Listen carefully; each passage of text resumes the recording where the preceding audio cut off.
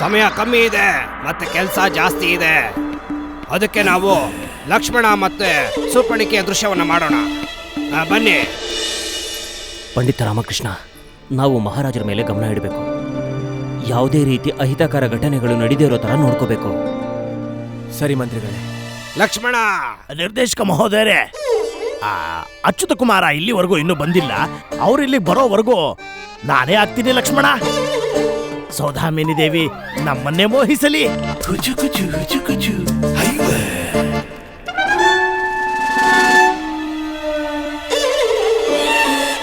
ಗುರುಗಳೇ, ಕೈನ ಮುಂದೆ ನೀಡಿ. ಹಾಗಾದ್ರೆ ನಾನೇನ್ ಮಾಡ್ಬೇಕು? ಕೈನ ಮುಂದೆ ಮಾಡ್ಬಿಡಿ ಗುರುಗಳೇ. ಅವರು ಬಂದ್ಬಿಟ್ರು, ನಮ್ಮ ಲಕ್ಷ್ಮಣ. ಗುರುಗಳೇ, ಅವ್ರನ್ನ ನೋಡ್ತಾ ಇದ್ದ ಹಾಗೆ ಸೌದಾಮಿನಿ ಮುಖದಲ್ಲಿ ಹೇಗೆ ಮಂದಹಾಸ ಮೂಡ್ತಾ ಇದೆ ನೋಡಿ. ಈಗ ಲಕ್ಷ್ಮಣ ಮತ್ತೆ ಶೂರ್ಪಣಖಿಯ ದೃಶ್ಯವನ್ನ ಪ್ರಾರಂಭ ಮಾಡಿ. ಮೊದಲ ನೋಟದಲ್ಲೇ ನಿಮ್ಮನ್ನ ನೋಡಿ ಮೋಹಿತಳಾದೆ. ಎಂತಹ ಮೈಕಟ್ಟು, ಮನಮೋಹಕ ನಗು. ನೋಡಿದ ತಕ್ಷಣ ನಿರ್ಧಾರ ಮಾಡ್ಕೊಂಡೆ, ನೀವೇ ನಮ್ಮ ಜೀವನದ ಸಂಗಾತಿ. ದೇವಿ, ಅದು ಅಸಂಭವ. ನಾವು ವಿವಾಹಿತರು. ನಮ್ಮ ಪತ್ನಿ ಊರ್ಮಿಳಾರಿಗೆ ಸಮರ್ಪಿಸಿಕೊಂಡಿದ್ದೇವೆ. ಇದು ಅಸಂಭವ. ನಾನು ಹೋಗ್ತೀನಿ ಮಗ. ನಿಲ್ಲಿ ಗುರುಗಳೇ, ಅಲ್ಲಿ ತಾಲೀಮ್ ನಡೀತಿದೆ, ಸುಮ್ಮನೆ ಇರಿ. ಅಲ್ಲಿ ನೋಡಿ ರಾಸಲೀಲೆ ಹೇಗ್ ನಡೀತಿದೆ ಅಂತ. ರಾಸಲೀಲೆ ಅಲ್ಲವ ಮೂರ್ಖ, ರಾಮಲೀಲೆ. ಅದೇ ಅದೇ.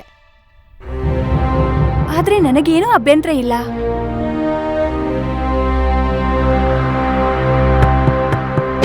ದೇವಿ, ಪರಸ್ತ್ರೀಯ ಸ್ಪರ್ಶವು ಪಾಪಕ್ಕೆ ಸಮಾನ. ಚೆನ್ನಾಗಿ ಹೇಳಿದ್ರು ಲಕ್ಷ್ಮಣಣ್ಣ. ಆದ್ರೆ ನೀವೇ ನಮಗೆ ಎಲ್ಲ ಸರ್ವಸ್ವ, ನಮ್ಮ ಉಸಿರು, ನಮ್ಮ ಕನಸು ಕೂಡ ನೀವೇನೆ. ನಾನು ಸಂಪೂರ್ಣವಾಗಿ ನನ್ನನ್ನ ನಿಮಗೆ ಅರ್ಪಿಸ್ತಿದ್ದೀನಿ. ಇನ್ ಮುಂದೆ ನಾನು ಕೇವಲ ನಿಮಗೋಸ್ಕರನೇ ನೃತ್ಯ ಮಾಡ್ತೀನಿ. ಶೂರ್ಪಣಖಿ ನೃತ್ಯ ಮಾಡೋಳಲ್ಲ. ಯಾಕೆ? ನಿಮಗೆ ಗೊತ್ತು, ನೀವು ಶೂರ್ಪಣಖಿ ಅಂಗರಕ್ಷಕ ಆಗಿದ್ರಾ? ಶೂರ್ಪಣಖಿ ರಾಕ್ಷಸಿ ಅವಳು. ನೋಡಿ ಸೌಧಾಮಿನಿ, ನೀವು ಪಾತ್ರದ ಒಳಗೆ ಇರ್ಬೇಕು, ನೀವು ಅಷ್ಟೇ. ತಡಿ ಬೇಡ, ಕೈ ಮುಂದೆ ಮಾಡು.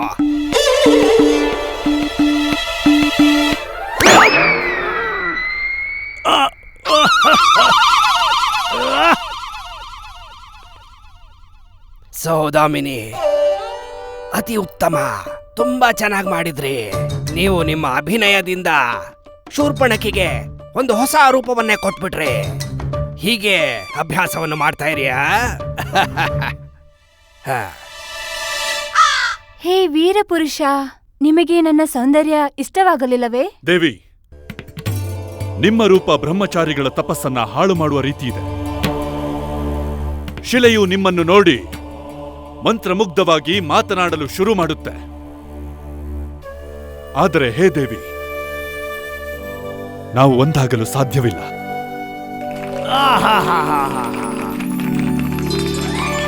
ವಾ ವಾ ವಾ ವಾ, ಅದ್ಭುತ, ಅವಸ್ಮರಣೀಯ ನಿಮ್ಮಿಬ್ಬರ ನಟನೆ. ವಾ.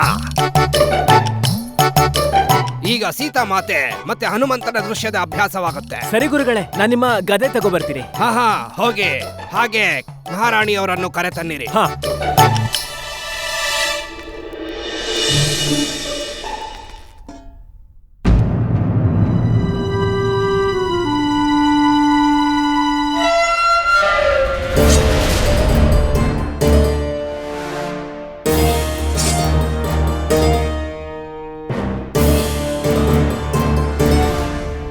ಕಟ್ಟಿಗೆಯದ್ದಲ್ಲ, ನಿಜವಾದ ಖಡ್ಗದಿಂದಾಗುತ್ತೆ ರಾಮಲೀಲೆಯಲ್ಲಿ ಮಹಾರಾಜರ ಮೇಲೆ ದಾಳಿ.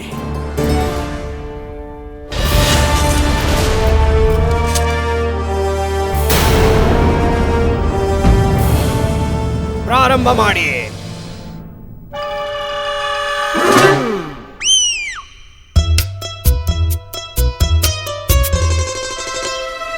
ಮಹಾರಾಣಿ, ಹೇಳಿ. ಈಗ ನಾನು ಏನ್ ಹೇಳ್ಬೇಕು ಅಂತ ಬಯಸ್ತಾ ಇದ್ಯಾ ನೀನು? ಇಷ್ಟೊಂದು ಸಮಯ ಬೇಕಾಯ್ತಾ ಬರಕ್ಕೆ? ನಾವ್ ಯಾವಾಗಿನ ಪ್ರತೀಕ್ಷೆ ಮಾಡ್ತಿದೀವಿ? ನೀವು ನನ್ನ ನೋಡಿ ಭಯ ಪಡ್ಬೇಕು. ನಾನ್ ಯಾರು ಅಂತ ನಿಮಗೆ ಗೊತ್ತಿಲ್ಲ. ಹೌದು ಹೌದು ಹೌದು ಹೌದು ಮಹಾರಾಣಿ. ತಿಳಿದಿದೆ ನಮ್ಗೆ. ನಾವು ಹನುಮಾನನ ಜೊತೆ ಅಲ್ಲ, ರಾಮಕೃಷ್ಣನ್ ಜೊತೆ ಮಾತಾಡ್ತಿದೀವಿ. ನಾವು ಮಹಾರಾಣಿ, ನಮ್ಮನ್ನೇ ಪ್ರತೀಕ್ಷೆ ಮಾಡೋ ಹಾಗೆ ಮಾಡ್ತೀರಾ? ಏಟು ಬೀಳತಿ ಇವನ್ಗೆ ಏಟು. ನಡಿ ಮೊದ್ಲಿಂದ ಶುರು ಮಾಡೋ.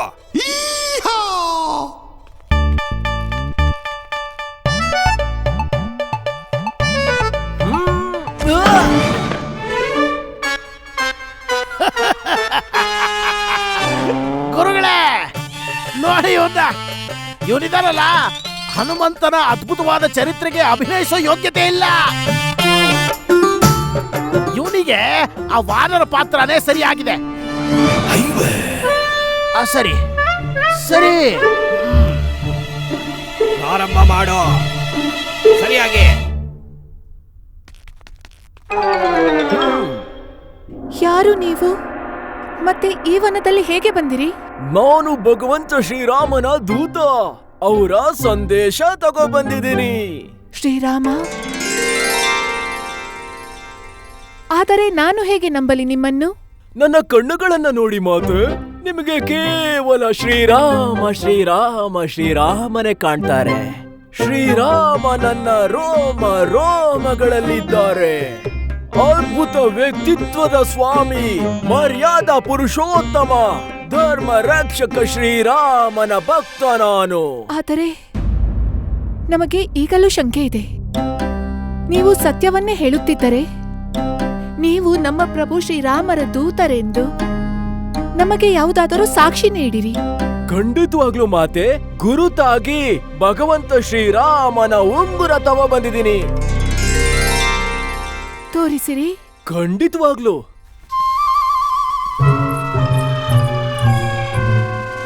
ತಗೊಳ್ಳಿ. ನೀವಿಲ್ಲಿಗೆ ಹೇಗ್ ಬಂದ್ರಿ? ಮೂರ್ಖ, ನಾವಿಲ್ಲಿ ರಾಮಲೀಲೆ ಮಾಡ್ತಾ ಇದೀವಿ, ನಿನ್ಗೆ ಇಷ್ಟು ಗೊತ್ತಿಲ್ವಾ? ನನ್ನನ್ನ ಇಲ್ಲಿಗೆ ದುಷ್ಟ ರಾವಣ ಕರ್ಕೊಂಡ್ ಬಂದಿದ್ದಾನೆ. ಆದ್ರೆ ಸೀತೆ ಮಾತೆನ ರಾವಣ ತಗೊಬಂದಿದಲ್ವಾ? ಮತ್ ನಾನೇನು ಹಾಗಾದ್ರೆ ಹುಚ್ಚಿತರ ಕಾಣ್ತಿದ್ದೀನಾ? ಆದ್ರೆ ಸೀತಾ ಮಾತೆಯಾಗಿ ಚಿನ್ನದೇವಿ ಮಾಡ್ತಿದ್ರಲ್ವಾ? ನಾನು ಕೂಡ ಸೀತಾ ಮಾತೆನೆ. ನಾವಿಬ್ರು ಸೇರಿ ಈ ನಿರ್ಣಯ ತಗೊಂಡಿದೀವಿ. ಸೀತಾ ಮಾತೆ ಪಾತ್ರನ ನಾವಿಬ್ರು ಅರ್ಧ ಮಾಡ್ತೀವಿ ಅಂತ. ಆದ್ರೆ ಮಹಾರಾಣಿ, ಹಾ ಸರಿ, ಹಾಗೆ ಆಗ್ಲಿ. ನಾನ್ ಕೇವಲ ಇಷ್ಟೇ ಕೇಳ್ಬೇಕಾಗಿತ್ತು. ಒಂದ್ ವೇಳೆ ನೀವು ಅರ್ಧ ಪಾತ್ರ ಮಾಡಿದ್ರೆ ಅರ್ಥ ಮಾಡ್ಕೊಳ್ಳೋ ಕಷ್ಟ ಆಗತ್ತೆ. ಅದ್ ನನಗೂ ಕೂಡ, ಮತ್ತೆ ಜನಗಳಿಗೂ ಸ್ವಲ್ಪ ಸಮಯ ಕಷ್ಟ ಆಗ್ಬಹುದು. ಹೌದಾ? ಅದಾದ್ಮೇಲೆ ಏನಾಗತ್ತೆ? ಅಭ್ಯಾಸ ಆಗೋಗುತ್ತೆ. ಪಂಡಿತ್ ರಾಮಕೃಷ್ಣ, ಬನ್ನಿ ಶುರು ಮಾಡೋಣ. ಸರಿ. ಹಾಗಾದ್ರೆ ಹೇಳಿ ಪಂಡಿತ ರಾಮಕೃಷ್ಣ. ರಾಮಕೃಷ್ಣ ಅಲ್ಲ, ಹನುಮಂತ. ಹನುಮಂತ ಹೇಳಿ ಹನುಮಂತ, ನಿಮ್ಮ ಹತ್ರ ಯಾವ ಗುರುತಿನ ಸಂಕೇತ ಇದೆ ನೀವು ನನ್ನ ಪ್ರಭುವಿನ ದೂತ ಅಂತ? ಗುರುತಿನ ಸಂಕೇತವಾಗಿ ನಾನು ಪ್ರಭು ಶ್ರೀರಾಮನ ಉಂಗುರ ತಗೊಬಂದಿದ್ದೀನಿ. ಉಂಗುರನ? ರಾಮಕೃಷ್ಣ, ಉಂಗುರ ಉಂಗುರ ಉಂಗುರ. ಮಹಾರಾಣಿಯವರೇ, ಮುಂದಿನ ಸಂಭಾಷಣೆ ಹೇಳಿ. ಪಂಡಿತ ರಾಮಕೃಷ್ಣ, ನನಗೆ ಗೊತ್ತಿದೆ, ಹೇಳ್ತೀನಿ. ಉಂಗುರ, ನನ್ನ ಸ್ವಾಮಿಯ ಉಂಗುರ. ಈಗ ನಿಮ್ಗೆ ವಿಶ್ವಾಸ ಬಂತ ನಾನು ಪ್ರಭು ಶ್ರೀರಾಮನ ದೂತ ಅಂತ? ಹಾ ರಾಮಕೃಷ್ಣ, ನನಗ್ ನಂಬಿಕೆ ಬಂತು. ಈಗ ನೀವು ಮಹಾರಾಣಿ ಚಿನ್ನಾದೇವಿ ಕೂಡ ನಂಬಿಕೆ ಬರ್ಸಿ. ಈ ಉಂಗುರ ನಮ್ಮ ಪ್ರಭು ಶ್ರೀರಾಮಂದು ಅಂತ. ಈ ದೃಶ್ಯ ಇಲ್ಲೇ ಸಮಾಪ್ತಗೊಳ್ತು. ಅತಿ ಉತ್ತಮ, ಅತಿ ಉತ್ತಮ. ಈಗ ನಾವು ರಾವಣ ವಿಭೀಷಣನ ಪ್ರವೇಶ ದೃಶ್ಯ ಮಾಡೋಣ. ಬನ್ನಿ, ಧಣಿಮಣಿಯನ್ನು ಕರೀರಿ. ಮಹಾರಾಜ ದಶಾನಂದನ ಜಯವಾಗಲಿ. ಅಯ್ಯೋ ಮೂರ್ಖ, ಈ ದೃಶ್ಯದಲ್ಲಿ ರಾವಣ ಮಹಾರಾಜನಿಗೆ ಎಲ್ರು ಸೇರ್ಕೊಂಡು ನಿಂದಿಸ್ಬೇಕು. ಅದೇ, ಇಂಥ ಅವಕಾಶ ಮತ್ತೆ ಸಿಗೋದಿಲ್ಲ. ನಿಮ್ ಮನ್ಸಲ್ಲಿ ಏನೇನಿದೆಯೋ ಅದೆಲ್ಲ ಹೇಳ್ಬಿಡಿ, ಏನು ಬಿಡ್ಬೇಡಿ. ನಿಮ್ಮ ಆಕ್ರೋಶನೆಲ್ಲ ಶಬ್ದದಲ್ಲಿ ಹೇಳುವಂತಹ ಅವಕಾಶ ಮತ್ತೆ ಸಿಗೋದಿಲ್ಲ. ದೃಶ್ಯ ಇದೇ ನಮ್ಮ ಹತ್ರ. ಕೇವಲ ಸಂಭಾಷಣೆಯನ್ನಷ್ಟೇ ಮಾಡ್ತಿರೋದು. ಅದೇ ಮತ್ತೆ ಅಭಿನಯ ಮಾಡೋನು ಏನು ಹೇಳೋದಿಲ್ಲ, ಬೇರೆ ಒಂದ್ ಸಂವಾದ ಮಾಡ್ತಾನೆ. ನಿಜವಾದ ಕಲಾವಿದ ತನ್ನ ಸಂಭಾಷಣೆನ ತಾನೇ ರಚಿಸ್ತಾನೆ. ಅಂದ್ರೆ ಅದೇನಂದ್ರೆ, ನೀವ್ ಇದನ್ನ ಅರ್ಥ ಮಾಡ್ಕೊಳ್ಳಿ. ಗುರುಗಳು ರಾವಣ. ಅರ್ಥ ಏನ್ ಮಾಡ್ಕೊಳ್ಳೋದು? ಅವರೇ ರಾವಣ ತಾನೇ. ಅದೇ ತಾನೇ. ಗುರುಗಳಲ್ಲಿ ರಾವಣನ್ ಗುಣಗಳು ನೀವ್ ಏನೇನೆಲ್ಲ ನೋಡಿದಿರೋ ಅದನ್ನೆಲ್ಲ ಹೇಳ್ಬಿಡಿ. ಅವ್ರು ಸ್ವಯಂ ಸಂಭಾಷಣೆ ರಚಿಸ್ತಾರೆ. ಅವಾಗ ನೀವ್ ಏನು ಹೇಳ್ಬೇಕು ಅಂತ ಇಲ್ಲ. ಈಗ ಹೇಳಿ, ಇಂಥ ಅವಕಾಶ ಮತ್ ಸಿಗತ್ತಾ?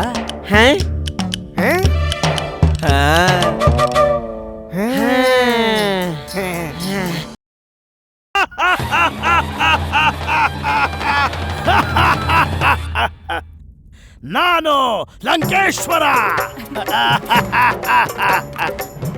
ಮಹಾರಾವಣ, ಮಹಾಪ್ರತಾಪಿ, ಮಹಾಶಕ್ತಿ ಶಾಲಿ, ಅತಿ ಪರಾಕ್ರಮಿ ಮಹಾ ರಾವಣ. ನೀವೆಲ್ಲಿನ ಪ್ರತಾಪಿ? ನಿರ್ಧನರನ್ನ ನೀವು ಲೂಟಿ ಮಾಡ್ತೀರಾ, ನಿಮ್ಮ ಸ್ಥಾನದ ದುರುಪಯೋಗ ಪಡಿಸ್ಕೊಂಡು ನಿರ್ದೋಷಿಗಳ ಮೇಲೆ ಅತ್ಯಾಚಾರ ಮಾಡ್ತೀರಾ. ಘೋರ ಕಪಟಿ ನೀವು, ಘೋರ ಕಪಟಿ. ನಿನ್ನ ನೀನು ದೊಡ್ಡ ಜ್ಞಾನಿ ಅಂತ ಹೇಳ್ಕೊಂಡು ಇಡೀ ಭಾರತ ದೇಶಕ್ಕೆ ತೋರಿಸ್ತಾನೆ ನಾನೇ ವೇದ ಪುರಾಣಗಳನ್ನ ತಿಳ್ಕೊಂಡವನು ಅಂತ. ಹೀಗೆ ಮಾಡ್ತಾ ಮಾಡ್ತಾ ಮದುವೆ ಆಗದೆ ಇರೋಂತಹ ಪರಸ್ತ್ರೀಯರ ಜೊತೆ ಕೆಟ್ಟದಾಗಿ ನಡ್ಕೋತಾನೆ. ನಿನ್ನಂತ ಮೂರ್ಖ ಇನ್ನೊಬ್ಬ ಇಲ್ಲ. ಬಾಯ್ ಮುಚ್ಚಿ! ನೀವು ಸುಳ್ಳು ಹೇಳ್ತಾ ಇದ್ದೀರಾ. ನನ್ನಂತ ಶಕ್ತಿಶಾಲಿ ಪ್ರಪಂಚದಲ್ಲಿ ಬೇರೆ ಯಾರೂ ಇಲ್ಲ. ಎಲ್ಲಿನ ಬಲಶಾಲಿ ನೀವು? ಯಾವಾಗ ಈ ರಾಜ್ಯಕ್ಕೆ ನೀನ್ ಬಂದ್ಯೋ ನಿಮ್ಮ ಲಂಕೆ ಲೂಟಿ ಆಗ್ತಾ ಇದೆ, ನಿಮ್ಮ ಲಂಕೆನ ಸುಳ್ಳಾಗ್ತಿದೆ. ಮಹಾಜ್ಞಾನಿ ಎಲ್ಲ ನೀನು, ಮಹಾದಡ್ಡ. ಇಡೀ ರಾಜ್ಯ ಅಲ್ಲ, ಇಡೀ ಜಗತ್ತನ್ನೇ ಲೂಟಿ ಮಾಡಿ ತನ್ನ ರಾಜ್ಯವಾದ ಲಂಕೆಯನ್ನು ಚಿನ್ನದ ರಾಜ್ಯ ಮಾಡೋದಿಕ್ ಹೊರಟಿರೋ ಮೋಸಗಾರ ಇವನು. ಸುಧಾರಿಸ್ಕೊಳ್ಳಿ, ಈಗಲೂ ಸಮಯ ಇದೆ, ಸುಧಾರಿಸಿ. ಇಲ್ಲ ಅಂದ್ರೆ ಶ್ರೀರಾಮನ ಕೈಯಿಂದ ನಿಮ್ಮ ವಧೆ ಆಗ್ಬಿಡತ್ತೆ. ಏಯ್ ಮುಚ್ಚರ ಮುಚ್ಚರ, ಈ ಪುಸ್ತಕದಲ್ಲಿ ಬರೆದಿರೋದನ್ನ ಮಾತ್ರ ಹೇಳ್ರೋ. ನಿಮ್ಮಿಬ್ಬರನ್ನ ಆಮೇಲೆ ನೋಡ್ಕೋತೀನಿ. ಈ ಸಂಭಾಷಣೆ ಪುಸ್ತಕದಲ್ಲಿ ಏನ್ ಬರ್ದಿದ್ಯೋ ಅದೇ ಸಂಭಾಷಣೆನ ನೀವ್ ಹೇಳ್ಬೇಕು. ಸರಿಯಾಗಿ ನಡೀತಿದೆ, ಎಲ್ಲ ಸರಿಯಾಗಿ ನಡೀತಿದೆ, ಎಲ್ಲಾನು ವಾಸ್ತವಿಕವಾಗಿ ಕಾಣಿಸ್ತಿದೆ. ಹಾ ಸರಿ ಗುರುಗಳೇ.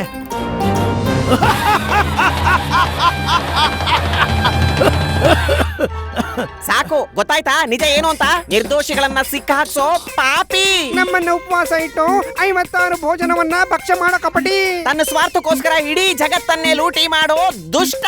ಸಾಕು ಸಾಕು ಮಾಡಿ ಈ ನಿಮ್ಮ ಪ್ರಲಾಪವನ್ನ. ಯಾಕೆ ನಿಲ್ಲಿಸ್ಬೇಕು ಗುರುಗಳೇ? ಇನ್ನು ಪ್ರಶಂಸೆ ಮಾಡೋದು ತುಂಬಾನೇ ಇದೆ. ಹೇಳೋದಾ? ನೀವ್ ಹೇಳ್ಬೇಕಾಗಿರೋದು ಪುಸ್ತಕದಲ್ಲಿ ಏನಿದೆಯೋ ಅದು.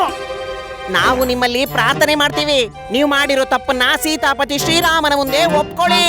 ನಿಮ್ಮ ಪಾಪದ ಕೊಡ ತುಂಬಿದೆ. ನೀನಿನ್ನು ನಿನ್ನ ಮನಸ್ಸನ್ನ ಬದಲಾಯಿಸ್ಕೊಳ್ಳಿಲ್ಲ ಅಂದ್ರೆ ನಿನ್ನ ಸಾವು ನಿಶ್ಚಿತ. ಸುಧಾರಿಸ್ಕೊಳ್ಳಿ ಬ್ರಾಹ್ಮಣ ಶ್ರೇಷ್ಠ ರಾವಣ. ನೀವು ನೇರವಾಗಿ ಈ ಸಂಭಾಷಣೆ ತಾನೇ ಹೇಳ್ಬೇಕಾಗಿದ್ದು. ಮೊದಲು ಯಾಕೋ ಇಷ್ಟೊಂದು ಅವಮಾನ ಮಾಡಿದ್ರಿ? ನಾನು ಮೊದಲನೇ ಮಾತೆ ಸೀತೆಯನ್ನ ಬಿಟ್ಬಿಡ್ತಿದ್ನಲ್ಲ. ನಡೀರಿ, ಬಿಟ್ಕೊಟ್ಟೆ. ಹೋಗಿ ಕರ್ಕೊಂಡು ಹೋಗಿ ಆಕೆನ. ತಡಿ ಬೇಡ. ಕೈ ಮುಂದೆ ಮಾಡು, ಮುಂದೆ ಮಾಡು.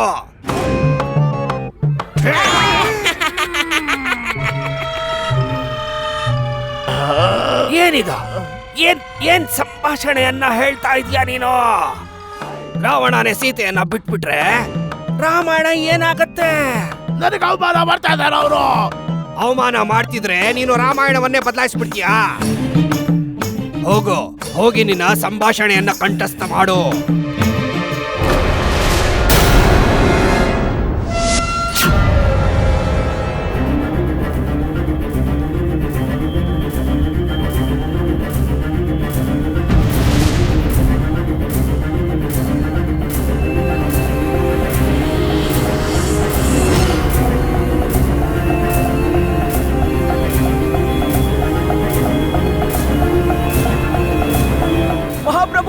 ಎದ್ದೇಳಿ, ಹಿಂದೆಯಿಂದ ಪ್ರಹಾರ ಆಗ್ತಿದೆ. ಮನೆ ಮಹಾರಾಜರಿಗೆ ಕತ್ತಿಯನ್ನು ಕೊಡು.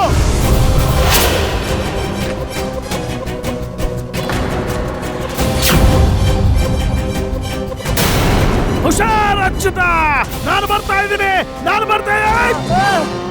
ಆಚಾರ್ಯರೇ,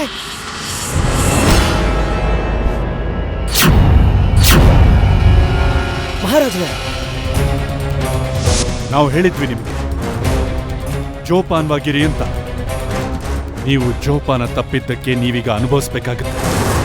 ನೀವಿವತ್ತು ಉಳಿಯೋದಿಲ್ಲ. ಮಹಾರಾಣಿಯವರೇ, ನಡೀರಿ, ನಿಮ್ಮನ್ನ ಸುರಕ್ಷಿತ ಜಾಗ ಕರ್ಕೊಂಡು ಹೋಗ್ತೀನಿ.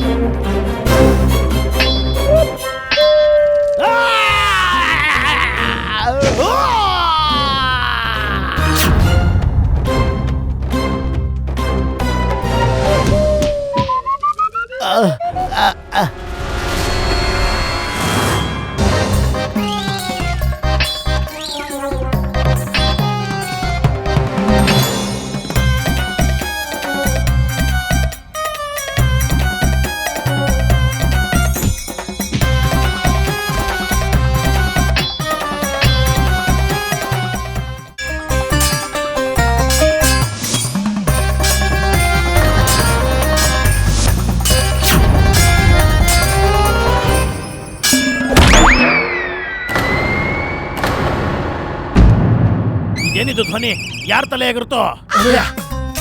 ಅಚ್ಯುತ ದೇವ. ಅಚ್ಯುತ ದೇವ, ಅಚ್ಯುತ ದೇವ, ಅಚ್ಯುತ ದೇವ! ರಾಜರಥವನ್ನು ಕರೆಸಿ, ಇವರಿಗೆ ಚಿಕಿತ್ಸೆಯ ಅವಶ್ಯಕತೆ ಇದೆ. ಮಂತ್ರಿಗಳೇ, ನೀರು ತನ್ನಿರಿ. ಸರಿ ಮಹಾರಾಜರೇ.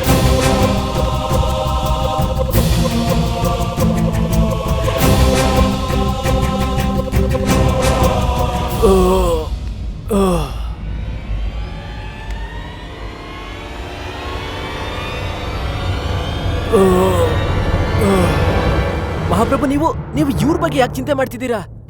ಅವ್ರು ನಿಮ್ಮನ್ನ ಹತ್ಯೆ ಮಾಡೋಕ್ ಬಂದಿದ್ರು. ಇಲ್ಲ, ಇವರು ನಮ್ಮ ಶತ್ರುವಲ್ಲ. ಇದು ಬರೀ ಒಂದು ಆಟವಾಗಿತ್ತು. ಆಟನ? ಹೌದು, ಆಟ. ಎಚ್ಚರಿಕೆಯ ಅಭ್ಯಾಸ. ಬಾಲ್ಯದಿಂದಲೂ ನಾವು ಅಚ್ಯುತ ದೇವನ ಹತ್ತಿರ ಹೇಳುತ್ತಲೇ ಬಂದಿದ್ದೇವೆ ಅವರು ನಮ್ಮ ಮೇಲೆ ಆಕ್ರಮಣ ಮಾಡಬಹುದು ಎಂದು. ಅದರಿಂದ ನಾವು ಎಚ್ಚರಿಕೆಯಿಂದಿರುತ್ತೇವೆ ಎಂದು. ಇದು ಅದೇ ಆಟದ ಒಂದು ಭಾಗವಾಗಿದೆ. ಆದರೆ ಈ ಆಟದಿಂದ ನಮಗೆ ತುಂಬಾ ತೊಂದರೆ ಆಯಿತು ಅಣ್ಣಯ್ಯ. ನೀವು ಯಾವಾಗಲೂ ನಮ್ಮೊಂದಿಗೆ ಗೆಲ್ಲುತ್ತೀರಿ. ಇವತ್ತು ನಾವು ಒಂದೊಳ್ಳೆ ಯೋಜನೆಯನ್ನ ಮಾಡಿಟ್ಟುಕೊಂಡಿದ್ದೆವು, ನಿಮ್ಮನ್ನು ಸೋಲಿಸಲೇಬೇಕೆಂದು. ಆದರೆ ಇಂದು ಅಸಫಲರಾದೆವು. ಆದರೆ ಈ ದೇವಿ ನಮ್ಮನ್ನು ಪೂರ್ಣವಾಗಿ ಪರಲೋಕಕ್ಕೆ ಕಳಿಸಿಯೇ ಬಿಟ್ಟಿದ್ದರು. ಇಲ್ಲ ಮಹಾರಾಜರೇ, ಇದರಲ್ಲಿ ಶಾರದ ತಪ್ಪು ಏನೂ ಇಲ್ಲ. ಅವಳು ಕೇವಲ ನಿಮ್ಮ ಜೀವ ಕಾಪಾಡೋದಕ್ಕೋಸ್ಕರ ಹೀಗೆ ಮಾಡಿದ್ಲು. ನಮಗೆ ತಿಳಿದಿದೆ, ಇವರದೇನು ತಪ್ಪಿಲ್ಲ. ಇಂದಿನ ಯೋಜನೆಯ ಮೇಲೆ ಈ ದೇವಿ ನೀರನ್ನೆರಚಿಬಿಟ್ಟರು ಮತ್ತು ವಿಷಕಾರಿಯಾಗಿದ್ದಂತಹ ಆ ಹಣ್ಣುಗಳು ಆ ಯೋಜನೆಯ ಮೇಲೆ ಪಂಡಿತ ರಾಮಕೃಷ್ಣರು. ವಿಷಕಾರಿ ಹಣ್ಣು ಅಂದ್ರೆ ಇದ್ರ ಅರ್ಥ ನೀವೇ ಅದನ್ನೆಲ್ಲ. ಆದ್ರೆ ವಿಷಕಾರಿ ಹಣ್ಣಿಗೂ ಇದಕ್ಕೂ ಏನ್ ಸಂಬಂಧ ಇದೆ ಹೇಳಿ? ಸಂಬಂಧವಿದೆ, ಇದೆ. ಆ ಹಣ್ಣುಗಳನ್ನ ಅಣ್ಣಯ್ಯ ತಿಂದಿದ್ದರೆ ಇವರ ಏಕಾಗ್ರತೆ ಹಾಳಾಗುತ್ತಿತ್ತು. ಇವರು ಶಾರೀರಿಕವಾಗಿ ದುರ್ಬಲರಾಗುತ್ತಿದ್ದರು. ಆಗ ಇವರ ಮೇಲೆ ದಾಳಿ ಮಾಡುವುದು ಸುಲಭವಾಗುತ್ತಿತ್ತು. ನಾವು ಅಣ್ಣಯ್ಯನವರಿಗೆ ಇನ್ನೊಂದು ಮಾತನ್ನ ಹೇಳಬೇಕೆಂದಿದ್ದೆವು. ಅಣ್ಣಯ್ಯ, ಆಕ್ರಮಣ ಬರೀ ಅಸ್ತ್ರಶಸ್ತ್ರಗಳಿಂದಷ್ಟೇ ಆಗುವುದಿಲ್ಲ. ಆಕ್ರಮಣಗಳನ್ನ ಇನ್ನೂ ಹಲವಾರು ರೀತಿಯಲ್ಲಿ ಮಾಡಬಹುದಾಗಿದೆ. ನಿಸ್ಸಂದೇಹವಾಗಿ ಬೇರೆ ರೀತಿಗಳಲ್ಲೂ ಆಕ್ರಮಣ ಮಾಡಬಹುದು. ಹಾಗೂ ಈ ಆಕ್ರಮಣ ಯಾವುದೇ ರೋಗ ಹಾಗೂ ವ್ಯಾಧಿಯ ರೂಪದಲ್ಲೂ ಆಗಬಹುದು. ಎಚ್ಚರಿಕೆಯಿಂದಿರಬೇಕು, ಅನಿವಾರ್ಯವುದು. ಅಚ್ಯುತೇವ್ ಅವರೇ, ಪ್ರಹಾರ ತುಂಬಾ ಶಕ್ತಿಶಾಲಿಯಾಗಿರ್ಲಿಲ್ಲ ತಾನೆ? ದೇವಿ, ನೀವು ಇನ್ನೂ ಸ್ವಲ್ಪ ಬಲವನ್ನು ಉಪಯೋಗಿಸಿ ನನಗೆ ಹೊಡೆದಿದ್ದರೆ ನಾವಿವತ್ತು ಅಣ್ಣಯ್ಯನ ಮಡಿಲಲ್ಲ, ಯಮರಾಜನ ಮಡಿಲಲ್ಲಿ ಮಲಗಿರುತ್ತಿದ್ದೆವು.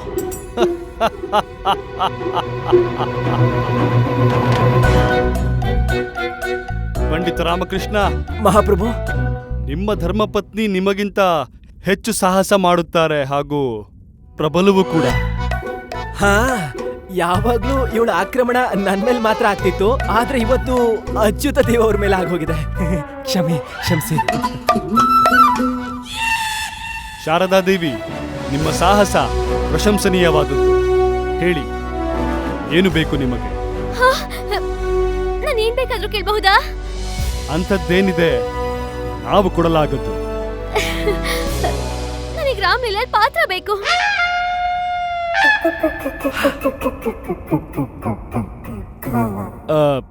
ನಿರ್ದೇಶಕ ಮಹೋದಯರೇ. ಮಹಾರಾಜರೇ,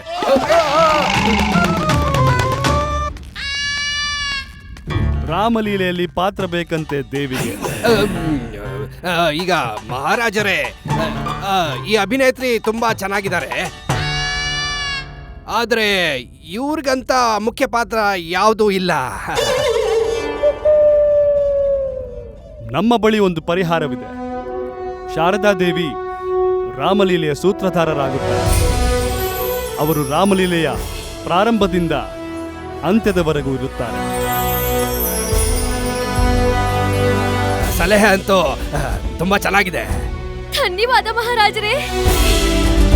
ಈಗ ಇವತ್ತಿನ ಅಭ್ಯಾಸ ಇಲ್ಲೇ ಸಮಾಪ್ತಗೊಳ್ಳುತ್ತೆ.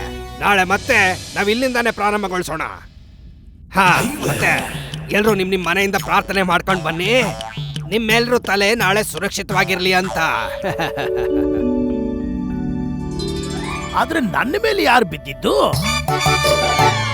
ಮಂತ್ರಿಗಳೇ, ಮಹಾರಾಜ್ರೆ, ಅದು ನಮ್ಗೆ ಹೀಗೆ ಗೊತ್ತಾಯ್ತು, ನಾವು ಆಚಾರ್ಯರಿಗೆ ಸೂಚನೆ ಕೊಡ್ಬೇಕು ಅಂತ. ನನ್ನ ಮೇಲೆ ಬಿದ್ದಂತವನು ಭಾರಿ ಗಾತ್ರದ ಮನುಷ್ಯ. ಹೌದಾ? ಹಾ, ಆ.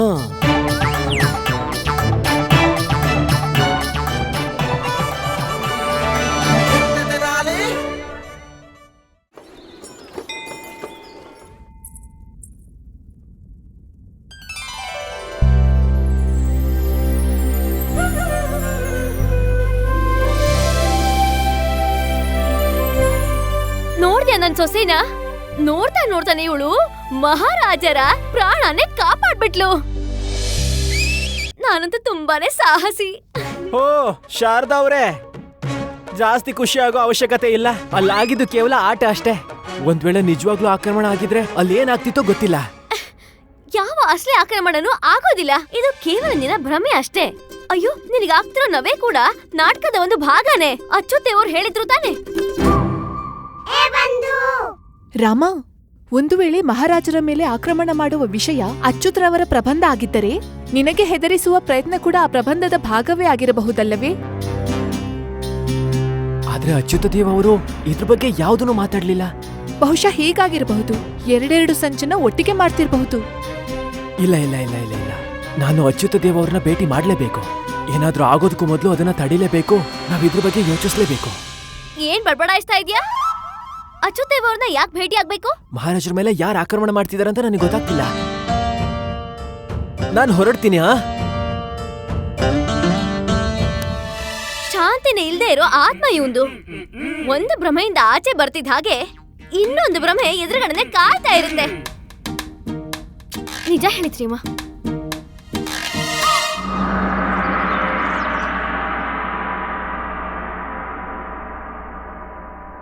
ಪಂಡಿತ ರಾಮಕೃಷ್ಣರೇ, ನಿಮ್ಮ ಧರ್ಮ ಪತ್ನಿ ಆಗಲೇ ನಮ್ಮ ಮೇಲೆ ದಾಳಿ ಮಾಡಿ ಆಗಿದೆ. ಈಗ ನೀವೇನು ಮಾಡಬೇಕೆಂದಿರುವಿರಿ? ಅದು ಶಾರದಾ ಅವರ ಪರವಾಗಿ ನಾನ್ ಕ್ಷಮೆ ಕೇಳ್ತೀನಿ. ಬೇಡ ಬೇಡ ರಾಮಕೃಷ್ಣರೇ, ತಪ್ಪು ನಮ್ಮದೇ ಆಗಿತ್ತು. ನಾವು ಅಣ್ಣಯ್ಯನವರಿಗೆ ಏಕಾಗ್ರತೆಯ ಪಾಠ ಕಲಿಸುತ್ತಾ ನಮ್ಮ ಏಕಾಗ್ರತೆಯನ್ನೇ ಮರೆತಿದ್ದೆವು. ಯೋಜನೆ ಅಂತೂ ಅದ್ಭುತವಾಗಿ ಮಾಡಿದ್ರೆ ನೀವು, ಆದ್ರೆ ಅದರಲ್ಲಿ ಅನುಮಾನಗಳಿದ್ವು ಅಷ್ಟೇ. ಏಕೆ? ನಾವು ಅಣ್ಣಯ್ಯನವರ ಹತ್ಯೆ ಮಾಡುತ್ತಿದ್ದೇವೇನು?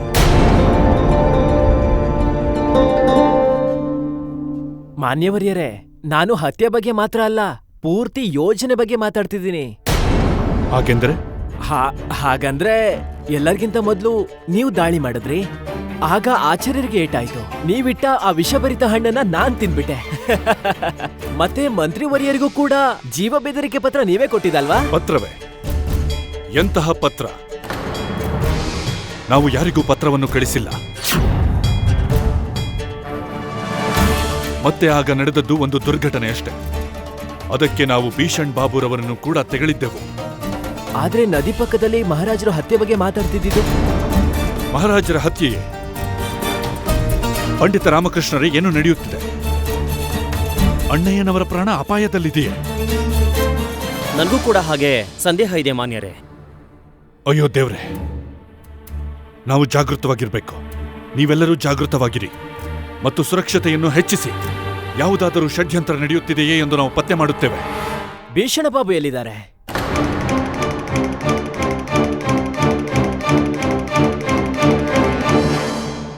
ಭೀಷಣ್ ಬಾಬು ತಮ್ಮ ಕೊಠಡಿಯಲ್ಲಿದ್ದಾರೆ.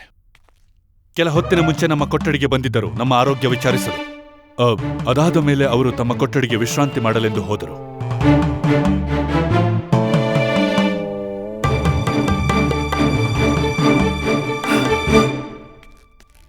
ಆಜ್ಞೆ ಕೊಡಿ ಅಚ್ಯುತ ದೇವವ್ರೆ, ನಾವು ಆದಷ್ಟು ಬೇಗ ಭೀಷಣ ದೇವವ್ರನ್ನ ನೋಡ್ಬೇಕು.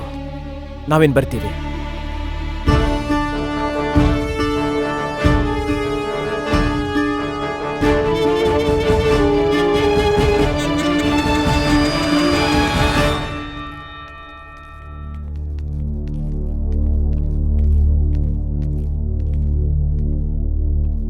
ನನ್ಗನ್ಸುತ್ತೆ ಭೀಷಣ್ ಬಾಬು ವಿಶ್ರಾಂತಿ ತಗೋತಿದ್ದಾರೆ ಅಂತ. ಏನಾದ್ರೂ ಪರವಾಗಿಲ್ಲ, ನಾವು ಅವ್ರ ಜೊತೆ ಮಾತಾಡ್ಲೇಬೇಕು. ಭೀಷಣ್ ಬಾಬು, ಭೀಷಣ್ ಬಾಬು,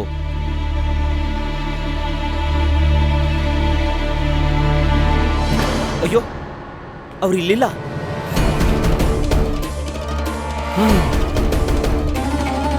ಪಂಡಿತ ರಾಮಕೃಷ್ಣ ನೀವೇನ್ ಮಾಡ್ತಾ ಇದ್ದೀರಾ? ಭೀಷಣ ಬಾಬು ಇಲಿ ಅಲ್ಲ ತಾನೆ? ಅವರು ಅಲ್ಲಿ ಬಚ್ಚಿಟ್ಕೊಳ್ಳೋದಿಕ್ಕೆ. ನಾನು ಭೀಷಣ ಬಾಬು ಅವ್ರನ್ನ ಹುಡುಕ್ತಿಲ್ಲ, ಸೂತ್ರ ಹುಡುಕ್ತಿದ್ದೆ. ಭೀಷಣ ಬಾಬು,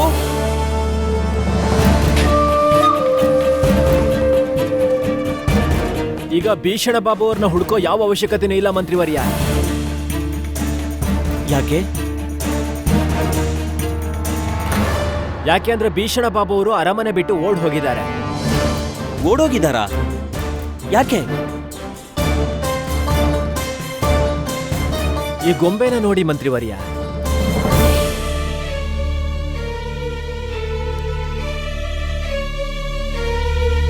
ಇದು ಯಾವ ಗೊಂಬೆ ಅಂದ್ರೆ ಮಹಾರಾಣಿ ಚಿನ್ನಾದೇವಿ ಅವ್ರ ಹತ್ರ ಐತಲ್ಲ, ಅದು ತಾನೆ? ಹೌದು, ಅದನ್ನ ಸರಿಯಾಗಿ ನೋಡಿ, ಅದ್ರಲ್ಲಿ ಏನಿದೆ ಅಂತ. ಆದ್ರೆ ಈ ಬಂದೂಕಿನ ಸಂಕೇತ ಏನು? ಇದ್ರ ಅರ್ಥ ಏನು ಅಂದ್ರೆ ಮಹಾರಾಜರ ಮೇಲೆ ಆಕ್ರಮಣ ಖಂಡಿತವಾಗ್ಲೂ ಆಗತ್ತೆ. ಭೀಷಣ ಬಾಬು ಬೇಕು ಅಂತಾನೆ ಇಲ್ಲಿಂದ ಓಡ್ ಹೋಗಿದ್ದಾರೆ. ಮತ್ತೆ ನಮ್ಗೆಲ್ಲ ಒಂದು ಸವಾಲ್ ಹಾಕೋಗಿದ್ದಾರೆ, ಯಾರು ಮಹಾರಾಜರನ್ನ ಕಾಪಾಡ್ಕೊಳಕ್ಕಾಗುತ್ತೋ ಕಾಪಾಡ್ಕೊಳ್ಳಿ ಅಂತ.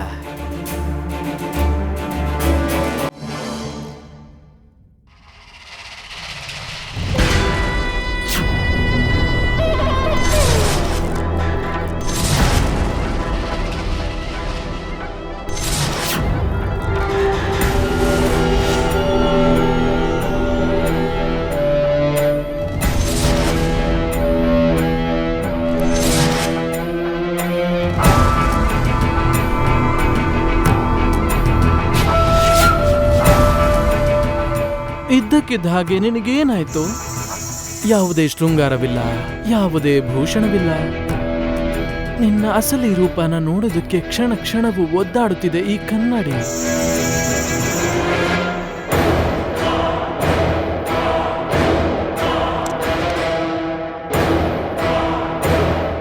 ಕಾಡಿಗೆ ಕಾಯುತ್ತಿದೆ ಕಣ್ಣಂಚಲ್ಲಿ ಕುಳಿತುಕೊಳ್ಳಲು, ಕಾಡಿಗೆ ಕಾಯುತ್ತಿದೆ ಕಣ್ಣಂಚಲ್ಲಿ ಕುಳಿತುಕೊಳ್ಳಲು, ನನ್ನ ಕಣ್ಣಿನ ಕಾಂತಿಯನ್ನು ಹೆಚ್ಚಿಸಿಕೊಳ್ಳಲು. ಅಚ್ಯುತ ದೇವನನ್ನು ಮೂರ್ಖನನ್ನಾಗಿ ಮಾಡಿದೆವು ಬಾರಿ ಬಾರಿ.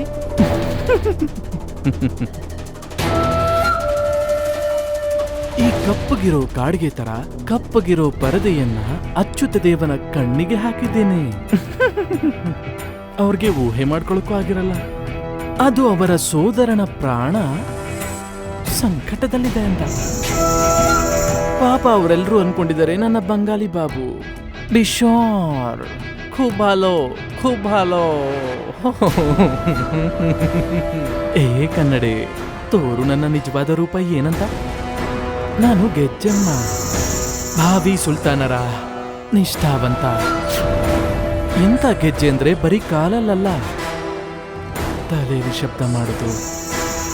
ಇದಕ್ಕೆ ಇಡೀ ರಾಜ್ಯವೇ ನನ್ನ ಬುದ್ಧಿವಂತಿಕೆಯನ್ನ ಪ್ರಶಂಸೆ ಮಾಡುತ್ತೆ. ಮತ್ತೆ ಈ ನನ್ನ ಬುದ್ಧಿ ಯಾವ ತರ ಬಲೆ ಬೀಸಿದೆ ಅಂದ್ರೆ ರಾಜ ಕೃಷ್ಣದೇವರಾಯರ ಮರಣಕ್ಕೆ ವ್ಯವಸ್ಥೆಯನ್ನ ಮಾಡಿದೆ.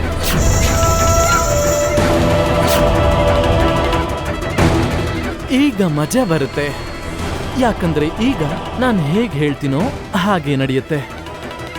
ಕೃಷ್ಣದೇವರಾಯ, ಈಗ ನಿನ್ನ ಮರಣ ನಿನಗೋಸ್ಕರ ಕಾಯ್ತಾ ಇದೆ. ಬಾರಿ, ಇನ್ನು ಸ್ವಲ್ಪ ದಿನ ಅಷ್ಟೇ. ಅದಾದ್ಮೇಲೆ ನಿನ್ನ ಪ್ರಾಣನೇ ಇರೋದಿಲ್ಲ. ವಿಜಯನಗರದ ಮೇಲೆ ನಡೆಯೋದಿಲ್ಲ ನಿನ್ನ ರಾಜ್ಯಭಾರ. ಯಾಕಂದ್ರೆ ಅಲ್ಲಿ ನಡೆಯುತ್ತೆ ನಮ್ಮ ಸುಲ್ತಾನರ ರಾಜ್ಯಭಾರ. ಪಂಡಿತ ರಾಮಕೃಷ್ಣ, ನಾವಿನ್ನು ತಡ ಮಾಡೋದು ಒಳ್ಳೇದಲ್ಲ. ತಕ್ಷಣ ನಾವು ಮಹಾರಾಜರಿಗೆ ಎಚ್ಚರಿಕೆ ನೀಡಬೇಕು. ಒಂದು, ರಾಮಲೀಲೆ ನಡಿಬಾರ್ದು, ಇಲ್ಲ ಅಂದ್ರೆ ರಾಮನ ಪಾತ್ರ ಬೇರೆಯವ್ರು ಮಾಡಬೇಕು. ಹೌದು ಮಂತ್ರಿವರ್ಯ, ಈಗ ಅವರು ಅಲಂಕಾರದ ಕೋಣೆಲಿರ್ತಾರೆ, ಅವ್ರನ್ನ ನಾವು ಭೇಟಿ ಮಾಡ್ಲೇಬೇಕು. ನಡೀರಿ. ಸರಿ.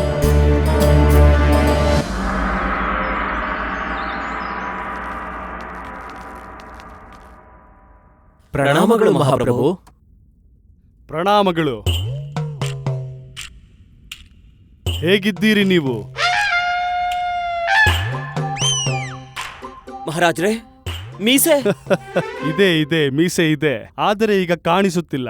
ಇವರು ನಮ್ಮ ಮೀಸೆಯ ಮೇಲೆ ಚರ್ಮದ ರೀತಿ ಏನೋ ಅಂಟಿಸಿದ್ದಾರೆ. ಹಾಗೂ ನಮ್ಮ ಮೀಸೆ ಮಾಯ. ಚಿಂತಿಸಬೇಡಿ ಮಂತ್ರಿಗಳೇ, ರಾಮಲೀಲೆ ಮುಗಿಯುತ್ತಿದ್ದಂತೆಯೇ ಮೀಸೆ ಬಂದು ಬಿಡುತ್ತದೆ. ಕ್ಷಮಿಸಿ ಮಿತ್ರ, ನಾವಿಲ್ಲಿ ಏನೋ ಮಾತಾಡ್ಬೇಕಾಗಿತ್ತು.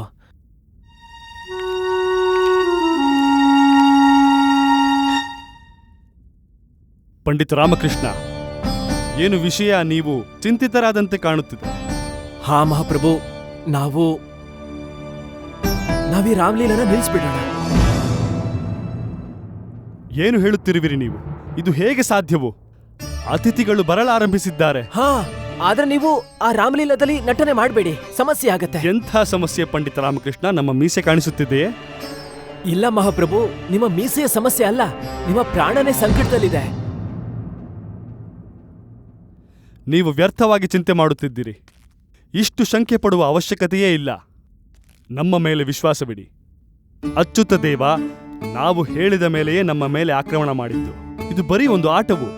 ಮಹಾಪ್ರಭು, ಆ ಆಕ್ರಮಣ ಆಟನೇ, ಮತ್ತೆ ಆ ವಿಷಭರಿತ ಹಣ್ಣು ಕೂಡ ಆಟನೇ. ಆದ್ರೆ ಆ ಗುರಿ ನಿಮ್ಮ ಮೇಲಿತ್ತು ಹೊರತು ಆ ಆಟದ ಮೇಲಲ್ಲ. ಒಂದು ಪ್ರಾಣ ಬೆದರಿಕೆಯ ಪತ್ರ, ಅದು ಮಂತ್ರಿವರಿಯರಿಗೆ ಸಿಕ್ಕಿದೆ. ಇದು ಆಟ ಅಲ್ಲ. ಮತ್ತೆ ನದಿ ಪಕ್ಕದಲ್ಲಿ ನಿಮ್ಮ ಹತ್ಯೆಯ ಯೋಜನೆ ಆಗ್ತಿತ್ತು, ಅದು ಕೂಡ ಆಟ ಅಲ್ಲ. ಇಂತಹ ಯೋಜನೆ? ಇದು ಕೃಷ್ಣದೇವರಾಯರ ಕೊನೆಯ ರಾಮಲೀಲೆ. ಮಹಾರಾಜರೇ, ಭೀಷಣ ಬಾಬು ಕೂಡ ಇಲ್ಲಿಂದ ಓಡ್ ಹೋಗಿದ್ದಾರೆ. ಇದರ ಅರ್ಥವೇನು? ಮಹಾಪ್ರಭು, ಭೀಷಣ ಬಾಬು ಅವ್ರ ಕೋಣೆಯಲ್ಲಿ ಇದು ಸಿಕ್ತು.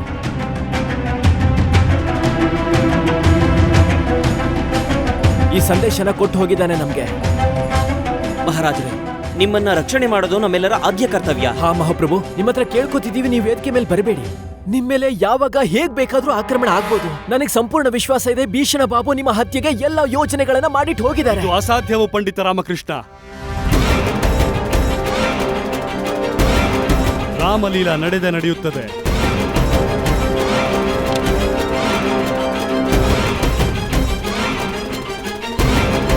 ಹಾಗೂ ಪ್ರಭು ಶ್ರೀರಾಮನ ಪಾತ್ರ ನಾವೇ ಮಾಡುತ್ತೇವೆ. ಆದ್ರೆ ಮಹಾರಾಜರೇ, ನಮ್ಮ ಮಾತಿನ ಅರ್ಥ ಏನು? ಮಹಾಮಂತ್ರಿಗಳೇ, ಮಹಾರಾಜರೇ, ನಾವು ವೇದಿಕೆ ಮೇಲೆ ಹೋಗದಿದ್ದರೆ ನಮ್ಮ ಪ್ರಜೆಗಳು ನಮ್ಮ ಬಗ್ಗೆ ಏನು ಅಂದುಕೊಳ್ಳುತ್ತಾರೆ? ಅವರ ರಾಜ ಹೇಳಿ ಎಂದೇ? ಒಂದು ವ್ಯಕ್ತಿ ತನ್ನ ರಕ್ಷಣೆಯೇ ಮಾಡಿಕೊಂಡಿಲ್ಲವೆಂದರೆ ಅವನು ಪ್ರಜೆಗಳ ರಕ್ಷಣೆ ಏನು ಮಾಡುತ್ತಾನೆ? ನಾವು ನಿರ್ಣಯ ತೆಗೆದುಕೊಂಡಿದ್ದೇವೆ. ನಾವು ವೇದಿಕೆ ಮೇಲೆ ಹೋಗುತ್ತೇವೆ.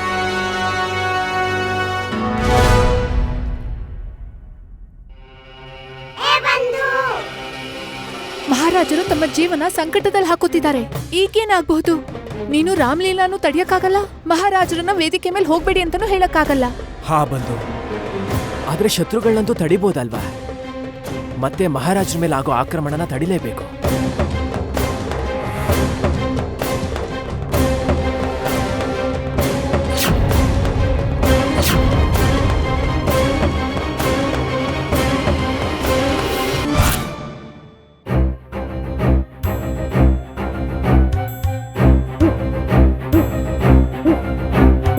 ನಿಮ್ಮ ಮೀಸೆ ಮೀಸೆ ಇದೆ.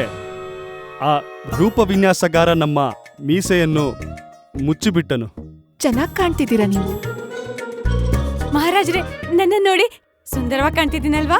ಈಗ ನಾನು ವನವಾಸಕ್ಕೆ ಹೋಗೋಕೆ ತಯಾರಾಗಿದ್ದೀನಿ. ನೀವು ವನವಾಸಕ್ಕೆ ಹೋಗುತ್ತಿರುವಿರೆ? ಯಾವುದೋ ವಿವಾಹ ಸಮಾರೋಪಕ್ಕೆ ಹೋಗುತ್ತಿಲ್ಲವೇ?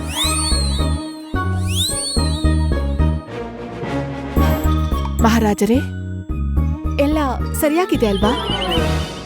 ನೀವ್ಯಾಕೋ ಚಿಂತೆ ಮಾಡ್ತಿರೋ ಹಾಗೆ ಕಾಣ್ತಿದೆ. ನಿಮ್ಮ ಪ್ರಾಣ ಸಂಕಟದಲ್ಲಿದೆ. ಭೀಷಣ ಬಾಬು ಅವ್ರ ಕೋಣೆಯಲ್ಲಿ ಇದು ಸಿಕ್ತು. ಚಿಂತೆ ಇರುವುದು ನಮ್ಮ ಅಭಿನಯದ ಬಗ್ಗೆ. ಅದೇನೆಂದರೆ, ನಾವು ಪ್ರಭು ಶ್ರೀರಾಮರ ನೆರಳಿನಂತೆಯೂ ಅಲ್ಲ. ನಾವು ಚಿಂತನೆ ಮಾಡುತ್ತಿದ್ದೇವೆ, ನಾವು ಅವರ ಪಾತ್ರಕ್ಕೆ ನ್ಯಾಯ ಒದಗಿಸುತ್ತೀವಾ ಎಂದು. ಅಷ್ಟೇ, ಅದೇ ಚಿಂತೆ. ನೀವಿಬ್ಬರು ತಯಾರಾಗಿ.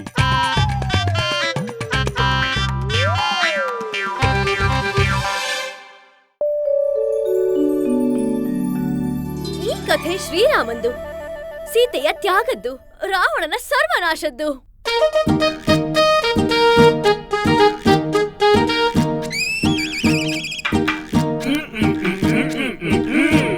ನಾನು ಶ್ರೀರಾಮನಿಗೆ ಹಣ್ಣನ್ನ ಬಲಗೈಯಿಂದ ತಿನ್ಸ್ಬೇಕಾ ಇಲ್ಲ ಎಡಗೈಯಿಂದ ತಿನ್ಸ್ಬೇಕಾ?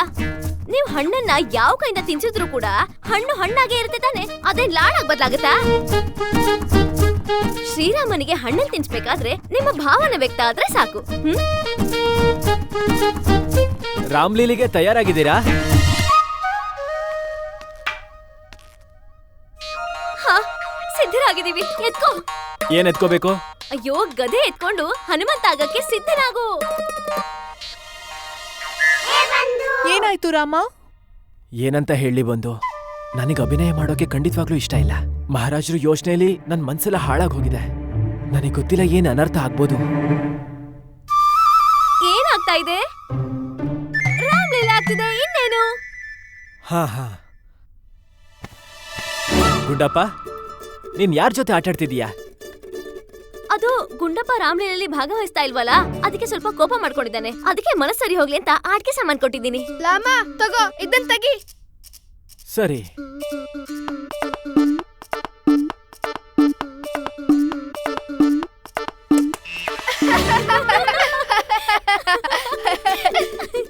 ಇದ್ರಲ್ಲಿ ನಗೋದಕ್ಕೇನಿದೆ?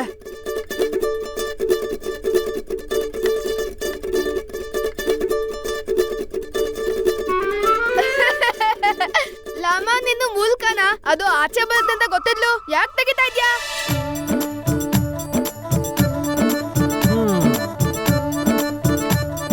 ಮಹಾರಾಜರ ಮೇಲೆ ಹೇಗ್ ಬೇಕಾದ್ರೂ ಆಕ್ರಮಣ ಆಗ್ಲಿ, ಅವ್ರನ್ನ ರಕ್ಷಣೆ ಮಾಡೋ ಉಪಾಯ ಸಿಕ್ಬಿಟ್ಟಿದೆ.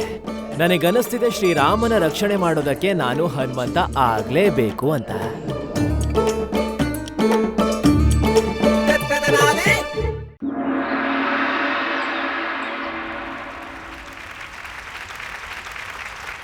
ವಿಜಯನಗರದ ಸಮಸ್ತ ಪ್ರಜೆಗಳಿಗೂ ನನ್ನ ನಮಸ್ಕಾರಗಳು.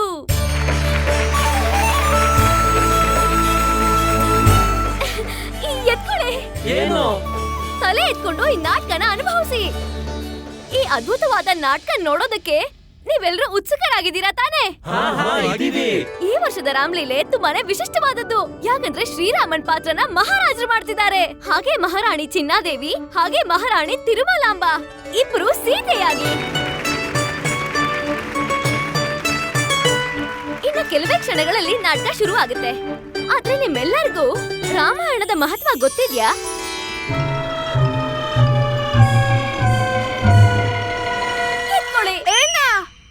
ಅಯ್ಯೋ, ಯಾರಿಗೆ ಇದ್ರ ಅರ್ಥ ಗೊತ್ತಿದ್ಯೋ ಅವ್ರು ನಿಮ್ಮ ಕೈ ಎತ್ತಿ.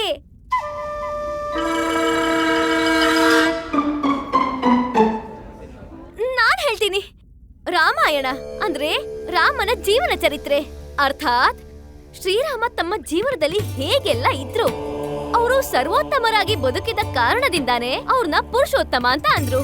ಒಬ್ಬ ಮನುಷ್ಯ ತನ್ನ ಜೀವನವನ್ನ ಹೇಗೆಲ್ಲ ಕಳಿಬೇಕು ಅನ್ನೋದ್ರ ಬಗ್ಗೆ ಅವರ ಕಥೆ ಉದಾಹರಣೆ. ನಾವೆಲ್ಲರೂ ಕೂಡ ಅವರು ತೋರಿರೋ ದಾರಿಯಲ್ಲೇ ನಡಿಬೇಕು. ದಸರಾ ಉತ್ಸವ ಅಂದ್ರೆ ಅಸತ್ಯದ ವಿರುದ್ಧ ಸತ್ಯದ ಜಯ. ಅಸತ್ಯದ ಮುಂದೆ ಸತ್ಯ ಯಾವತ್ತೂ ಗೆದ್ದೇ ಗೆಲ್ಲುತ್ತೆ. ಇದೆಲ್ಲದನ್ನು ನಿಮಗೆ ತಿಳಿಸ್ಬೇಕು ಅಂತಾನೆ ನಿಮ್ ಮುಂದೆ ಪ್ರಸ್ತುತ ಪಡಿಸ್ತಾ ಇದ್ದೀವಿ ಶ್ರೀರಾಮನ ಕಥೆ ರಾಮಲೀಲೆಯ ಮಾಧ್ಯಮದಿಂದ.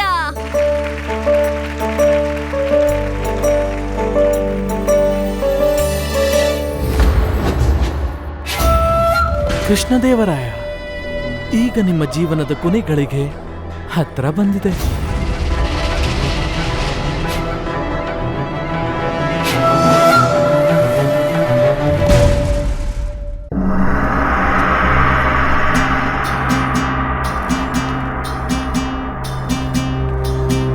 ಪಂಡಿತ ರಾಮಕೃಷ್ಣ, ಈ ಪತ್ರವನ್ನ ನಾವು 10 ಸಲ ಓದಿದ್ರೂ ಕೂಡ ನಮಗೆ ಆ ಸೂತ್ರ ಗೊತ್ತಾಗ್ತಾ ಇಲ್ಲ. ಅದರಿಂದ ನಾವು ಹೇಗೆ ಮಹಾರಾಜರ ಮೇಲೆ ಆಕ್ರಮಣ ಆಗುತ್ತೆ ಅಂತ ತಿಳ್ಕೊಳ್ಳೋದು? ಮಂತ್ರಿವರ್ಯರೇ, ಶತ್ರು ಹೊರಗಡೆಯಿಂದ ಸಂಕೇತ ಕೊಡ್ಲಿ ಅಥವಾ ಇಲ್ದೇ ಇರಲಿ, ಆದ್ರೆ ಅವನ ಹೃದಯದಲ್ಲಿ ಯಾವ್ದಾದ್ರೂ ಒಂದು ಉಪಾಯ ಹೂಡಿರೋದು ಖಂಡಿತವಾಗ್ಲೂ ಗೊತ್ತಾಗೇ ಆಗತ್ತೆ. ಈ ನವರಾತ್ರಿಲಿ ಒಂದಲ್ಲ 2 ರಾವಣರ ಹತ್ಯೆ ಆಗತ್ತೆ. 2 ರಾವಣರು ಒಂದೇ ಸಲನ? ಅದ್ ಹೇಗಾಗತ್ತೆ? ರಾಮಕೃಷ್ಣ, ಒಂದ್ ವೇಳೆ ಅವನು ಮಹಾರಾಜರನ್ನ ರಾವಣ ಅಂತ ಕರೀತಾ ಇದ್ದಾನೆ ಅಂದ್ರೆ ಆ 2ನೇ ರಾವಣ ಯಾರಾಗಿರ್ಬೋದು? ಅದೇ ಮಂತ್ರಿಗಳೇ, ಇದು ಭೀಷಣ್ ಬಾಬು ರಚಿಸಿರೋ ರಾಮ್ಲೀಲಾ. ಇದ್ರಲ್ಲಿ 2 ರಾವಣರಂದ್ರೆ ಏನರ್ಥ?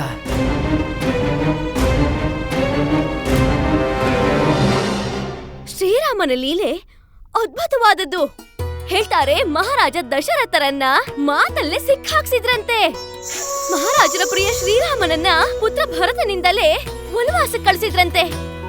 ತಂದೆಯ ಮಾತನ್ನ ಯಾವತ್ತೂ ಮೀರಬಾರ್ದು ಅಂತ ಪ್ರಭು ಶ್ರೀರಾಮರು ತಮ್ಮ ಏಕೈಕ ಪತ್ನಿ ಸೀತೆಯ ಜೊತೆ ವನವಾಸಕ್ಕೆ ಹೋಗೇ ಬಿಟ್ರು.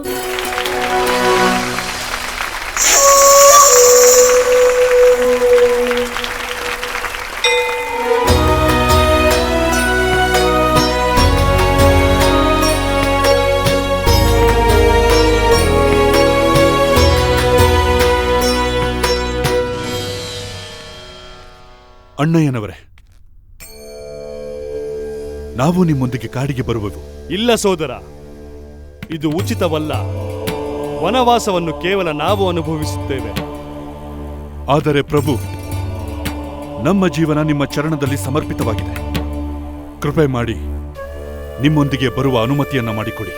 ಆದರೆ ಲಕ್ಷ್ಮಣ, ಬೇಡ ಎನ್ನಬೇಡಿ.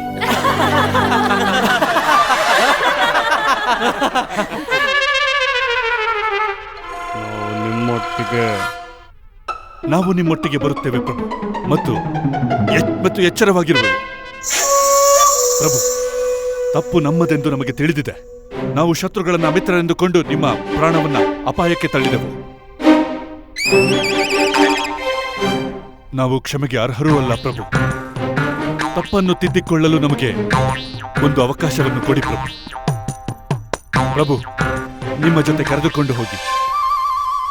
ಅರೇ, ಇದು ಯಾವ ರಾಮನ ಕಥೆ ನಡೀತಾ ಇದೆ? ಆನಂದವಾಯ್ತು. ತಮ್ಮ ಇದ್ರ ಲಕ್ಷ್ಮಣನ್ ಹಾಗಿರ್ಬೇಕು. ಎದ್ದೇಳು ಲಕ್ಷ್ಮಣ.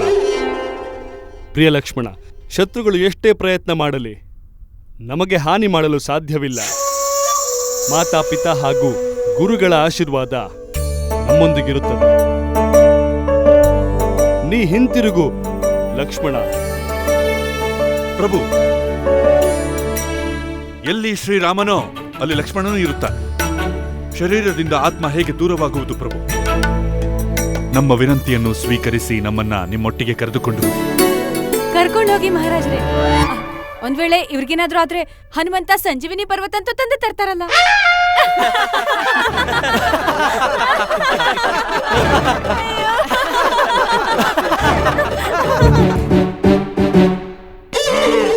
ಸೀತೆ, ಮಹಾರಾಜ್ರೆ, ಇವ್ರು ಒಂದ್ ವೇಳೆ ಬಂದಿಲ್ಲ ಅಂದ್ರೆ ಬಂಗಾರ ಜಿಂಕೆ ಹಿಂದೆ ನಿಮ್ಮನ್ನ ಕಾಪಾಡೋಕ್ ಬರೋದು ಯಾರು?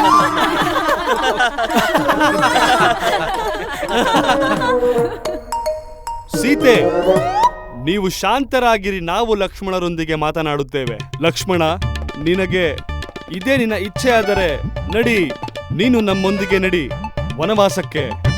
ಪ್ರಭು,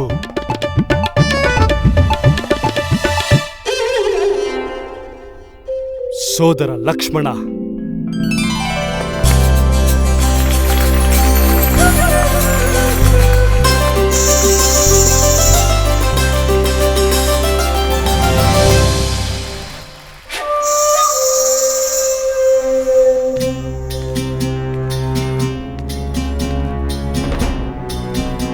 ಯಾವ ರಾವಣ ಯಾರು ವಧೆ ಮಾಡ್ತಾರೆ?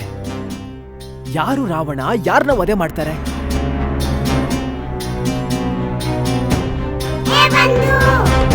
ರಾಮ, ರಾಮಾಯಣದಲ್ಲಿ ಒಬ್ಬನೇ ರಾವಣ ಇದ್ದ. ಇಲ್ಲಿ ಕೂಡ ರಾವಣನ ಒಂದೇ ಒಂದ್ ಪ್ರತಿಮೆ ಇದೆ. ಆದ್ರೆ ರಾವಣನ್ ತರ ಇರೋರು ಬೇರೆಯವರಿದ್ದಾರೆ. ಇಲ್ಲ ಬಂದು, ಕೇವಲ ಒಂದು ರಾವಣನ ಬಗ್ಗೆ ಮಾತ್ರ ಅಲ್ಲ, 2 ರಾವಣನ ಬಗ್ಗೆ ಬರ್ತಿದ್ದಾರೆ. ಆದ್ರೆ ಇಬ್ರು ರಾವಣರು ನಮ್ಮ ಮುಂದೆ ಹೇಗ್ ಬರೋಕ್ ಸಾಧ್ಯ? ಈಗ ಶ್ರೀರಾಮ ಮತ್ತು ಹನುಮಂತರ ಭೇಟಿಯ ದೃಶ್ಯನ ನೋಡ್ತೀರಿ. ನನ್ ದೃಶ್ಯ? ಪಂಡಿತ ರಾಮಕೃಷ್ಣರೇ, ನೀವಿಲ್ಲಿ? ಎಲ್ರೂ ನಿಮ್ಮನ್ನ ಹುಡುಕ್ತಾ ಇದ್ದಾರೆ. ನಿಮ್ಮ ದೃಶ್ಯ ಬಂದ್ಬಿಡ್ತು. ಅಯ್ಯೋ ದೇವ್ರೆ, ನಾನಿನ್ನೂ ತಯಾರಿನೇ ಆಗ್ಲಿಲ್ಲ. ನಡಿ ನಡಿ ನಡಿ. ಸ್ವರ್ಣ ಮೃಗನ ತಂದ್ಕೊಡ್ಬೇಕು ಅಂತ ಸೀತಾ ಮಾತೆ ವಿನಂತಿಸ್ಕೊಂಡ್ರು. ಅವರ ಇಚ್ಛೆನ ಪೂರ್ಣಗೊಳಿಸ್ಬೇಕು ಅಂತ ಶ್ರೀರಾಮರು ವನಕ್ ಹೋಗೇ ಬಿಟ್ರು. ಪ್ರಭು ಹಿಂದಿರುಗ್ಲಿಲ್ಲ ಅಂತ ಸೀತಾ ಮಾತೆ ಲಕ್ಷ್ಮಣರಿಗೆ ಅವ್ರನ್ನ ಹುಡ್ಕೋಕೆ ಅಂತ ಕಳಿಸ್ತಾರೆ. ಲಕ್ಷ್ಮಣರು ಲಕ್ಷ್ಮಣ ರೇಖೆಯನ್ನ ಹಾಕಿ ಯಾವುದೇ ಕಾರಣಕ್ಕೂ ದಾಟಬಾರ್ದು ಅಂತ ಭಾಷೆ ತಗೋತಾರೆ. ಆದ್ರೆ ದುಷ್ಟ ರಾವಣ ತನ್ನ ವೇಷವನ್ನೇ ಬದಲಿಸಿ ಸೀತಾ ಮಾತೆಯನ್ನ ಅಪಹರಿಸ್ಕೊಂಡು ಹೋಗ್ತಾನೆ.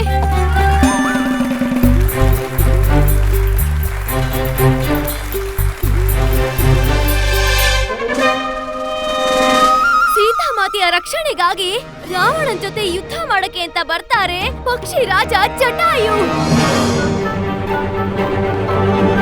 ಯಾರೋ? ನಾನು ಜಟಾಯು. ನಾನೇನ್ ಮಾಡ್ಲಿ? ಮಾತೆ ಸೀತೆಯನ್ನ ಬಿಟ್ಬಿಡು. ಸುಮ್ಮನೆ ಹುಚ್ಚ ಪಕ್ಷಿ, ಹೋಗು, ನನ್ನ ದಾರಿ ಗಡ್ಡ ಬರಬೇಡ. ಇಲ್ಲ ಅಂದ್ರೆ ನಿನ್ನ ಜೀವ ಇಲ್ಲೇ ಸಮಾಪ್ತಿ ಆಗುತ್ತೆ. ಮಾತೆ ಸೀತೆಯನ್ನ ಸೀತಾಳ ಕರ್ಕೊಂಡು ಹೋಗೋದು ನನ್ನನ್ನ ಯಾರು ತಡೆಯೋದಕ್ಕಾಗಲ್ಲ.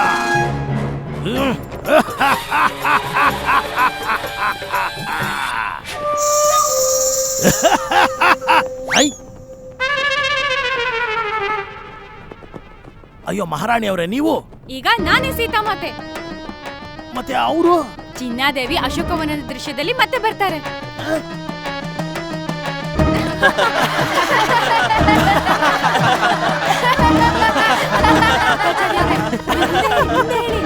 ಸರಿ ಆಗ್ಲಿ ಮಹಾರಾಣಿ ಅವರೇ, ನೀವು ಹೇಗೆ ಹೇಳ್ತಿರೋ ಹಾಗೆ.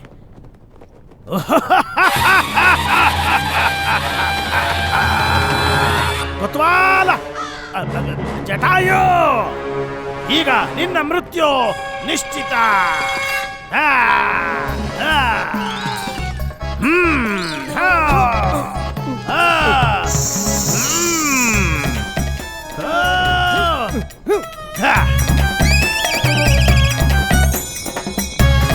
ಆದ್ರೆ ಮಹಾಬಲಿ ರಾವಣನ ಜೊತೆ ಜಟಾಯು ಎಷ್ಟು ಹೊತ್ತಾನೆ ಹೋರಾಡಕ್ಕಾಗುತ್ತೆ. ರಾವಣ ಜಟಾಯುವಿನ ರೆಕ್ಕೆಯನ್ನ ಕತ್ತರಿಸಿ ಕೆಳಗೆ ಬೀಳಿಸ್ಬಿಡ್ತಾರೆ.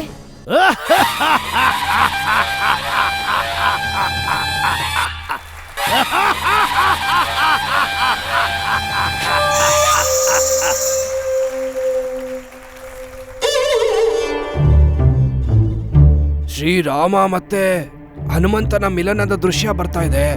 ಆದ್ರೆ ಈ ರಾಮ ಇಲ್ಲಿ. ಸೇವಕ್ರೆ ಹೇಳಿ. ಅಯ್ಯೋ, ನಿಮ್ಮ ಹತ್ರ ಅಲ್ಲ, ನಿಮ್ ಕೆಲ್ಸ ಮಾಡಿ. ಈಗಿಂದೀಗ್ಲೇ ಮಹಾಮಂತ್ರಿ ತಿಮ್ಮರಸು ಮತ್ತೆ ಆದರಣೀಯ ಅಚ್ಯುತವ್ರ ಹತ್ರ ಹೇಳಿ ಇಲ್ಲಿಗೆ ಬರೋದಕ್ಕೆ. ನಿಮ್ಮ ಆಜ್ಞೆ ಅಂತಾಗಲಿ. ಹೇ ಅಮ್ಮ, ಎಲ್ಲ ನಿನ್ ಕೈಯಲ್ಲೇ ಇದೆ, ರಕ್ಷಣೆ ಮಾಡಿ ಅಮ್ಮ. ಎಲ್ಲಿದ್ದಾನೆ ರಾಮಕೃಷ್ಣ? ಇನ್ನು ಎಷ್ಟು ಸಮಯ ಬೇಕಾಗುತ್ತ ಅವನ್ಗೆ? ನಾನ್ ಇಲ್ಲೇ ಇದ್ದೀನಿ ತಾನೆ. ಅವ್ರು ಯಾವಾಗ ಬರ್ತಾರೆ ಅಂತ ನನಗೆ ಹೇಗ್ ಗೊತ್ತು? ರಾಮಕೃಷ್ಣ ಬರ್ದೆ ಹೋದ್ರೆ ಅನರ್ಥವಾಗ್ಬಿಡತ್ತೆ. ಇಲ್ಲಿ ಕೇಳು, ನೀನು ವೀಕ್ಷಕರೊಂದಿಗೆ ಮಾತಾಡ್ಸ್ತಾ ಇರೋ. ಅವರ ಧ್ಯಾನವನ್ನ ಬೇರೆ ಕಡೆ ತಿರುಗಿಸು. ಹೇಗೆ? ಏನಾದ್ರೂ ಮಾಡು, ಹೇಗಾದ್ರೂ ಮಾಡು, ಆದ್ರೆ ಮಾಡು. ಹಾಗೆ ಮಾಡ್ತೀನಿ ಗುರುಗಳೇ. ಮುಂದಿನ ದೃಶ್ಯ ಆರಂಭ ಆಗೋಕ್ಕೂ ಮುಂಚೆ ನಿಮ್ಮೆಲ್ಲರಿಗೂ ಒಂದು ಪ್ರಶ್ನೆ ಕೇಳ್ತೀನಿ. ನಿಮ್ಮಲ್ಲಿ ಯಾರ್ಯಾರಿಗೆ ರಾಮಾಯಣದ ಈ ಕಥೆ ಬಗ್ಗೆ ಎಲ್ಲ ಗೊತ್ತಿದೆ ಅಂತ ಹೇಳಿ ನೋಡೋಣ. ನನ್ಗೆ ಪೂರ್ತಿ ರಾಮಾಯಣ ಗೊತ್ತು. ಹಾಗಿದ್ರೆ ಪ್ರಶ್ನೆ ಉತ್ತರ ಆಡೋಣ. ಅದರಿಂದ ನಿಮ್ಮೆಲ್ಲರಿಗೂ ಮತ್ತಷ್ಟು ಆನಂದ ಸಿಗುತ್ತೆ. ರಾಮಾಯಣ ಸಂಬಂಧಿತ ಸರಳ ಪ್ರಶ್ನೆಗಳಿಗೆ ಯಾರು ಉತ್ತರ ಕೊಡೋದಿಲ್ವೋ ಅವ್ರ ಮುಖಕ್ಕೆ ಮಸಿ ಬಳಿತೀವಿ. ಹಾಗಿದ್ರೆ ಈ ಪ್ರಶ್ನೆಗೆ ಉತ್ತರ ಕೊಡಿ. ಶ್ರೀರಾಮರ ಜೊತೆ ಇದ್ದ ಆ ಚಿರಂಜೀವಿ ಯಾರು ಅಂತ ಹೇಳಿ. ಇಂದಿಗೂ ಅಮರರಾಗಿರೋರು ಯಾರವರು? ನೀವ್ ಹೇಳಿ.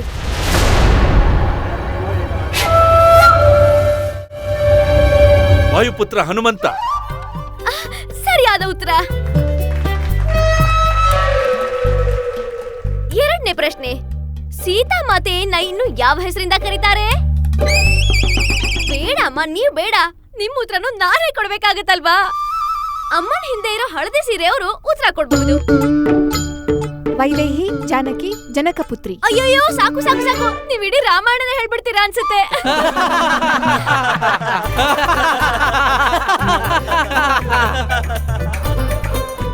ಈ ಹುಡುಗಿ ಸುಮ್ನೆ ನಮ್ ಸಮಯನ ಹಾಳು ಮಾಡ್ತಾ ಇದ್ದಾಳೆ. ಮಂತ್ರಿವರ್ಯ, ನಾನೀಗ ವೇದಿಕೆ ಮೇಲೆ ಹೋಗ್ಬೇಕು. ಆದ್ರೆ ನೀವಂತೂ ಈ ಕಾರ್ಯನ ಅತ್ಯಂತ ವೇಗವಾಗಿ ಹೇಗಾದ್ರೂ ಮುಗಿಸ್ಲೇಬೇಕು. ಆದ್ರೆ ಪಂಡಿತ್ ರಾಮಕೃಷ್ಣರೇ, ನಿಮ್ಮ ವಿಚಾರದಲ್ಲಿ ಇದು ಸರಿಯಾಗಿರುತ್ತಾ? ಆದ್ರೆ ನನಗೆ ಬೇರೆ ಯಾವ ದಾರಿನೂ ಕಾಣ್ತಾ ಇಲ್ಲ ಅಚ್ಯುತವ್ರೆ. ಆದ್ರೆ ನನಗೆ ಇದು ಒಳ್ಳೇದೊಂದು ಕಾಣುತ್ತೆ. ನೀವು ನಿಶ್ಚಿಂತರಾಗಿರಿ ಪಂಡಿತ ರಾಮಕೃಷ್ಣ, ನಿಮ್ಮ ಕಾರ್ಯ ಖಂಡಿತ ಸಂಪನ್ನ ಆಗುತ್ತೆ. ಸರಿ, ನಾನು ಹೊರಡ್ತೀನಿ. ರಾವಣನ ಯಾವ ತಮ್ಮ 6 ತಿಂಗಳು ಮಲಗ್ತಾ ಇದ್ರು?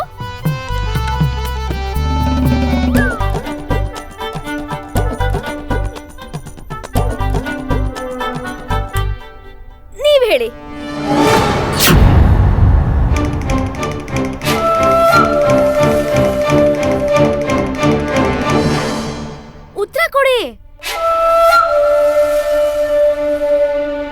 ಅದು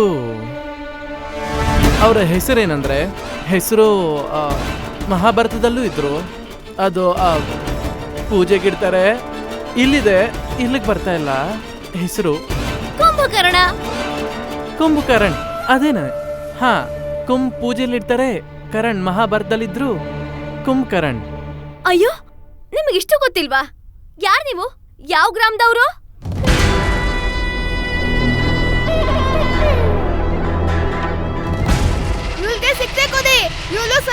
ಗೊತ್ತಿಲ್ಲ. ಶಾರದಾ, ಶಾರದಾ, ಏನ್ ಮಾಡ್ತಿದ್ದೀಯ ನೀನು? ನಿನ್ ಪ್ರಶ್ನೋತ್ತರನ ನಿಲ್ಸು. ಈಗ ರಾಮ್ಲೀಲನ ಆರಂಭ ಮಾಡು. ಆದ್ರೆ ಅವ್ರ ಮುಖಕ್ಕೆ ಮಸಿ ಬಳಿಬೇಕಲ್ವಾ?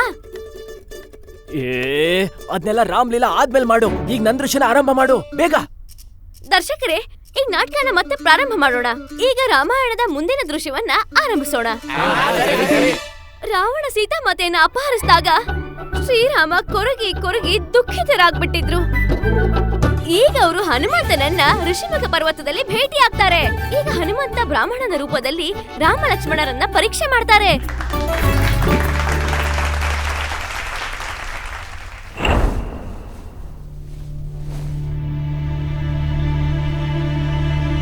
ಸೀತೆ,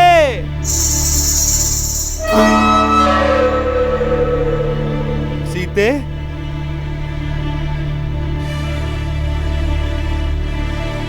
ಮಾನ್ಯವರಿಯರೇ, ನಿಮ್ಮ ಮುಖವನ್ನು ನೋಡುತ್ತಿದ್ದರೆ ನೀವು ರಾಜ ಪರಿವಾರದವರು ಎಂದು ತಿಳಿಯುತ್ತದೆ. ನೀವು ಈ ತರ ಸನ್ಯಾಸಿಯ ವೇಷದಲ್ಲಿ ಅರಣ್ಯ ಸುತ್ತಾಡೋದ್ರಲ್ಲಿ ಏನು ಪ್ರಯೋಜನವಿದೆ ಹೇಳಿ? ನಾವು ನಮ್ಮ ಪತ್ನಿಯರನ್ನು ಹುಡುಕುತ್ತಿದ್ದೇವೆ.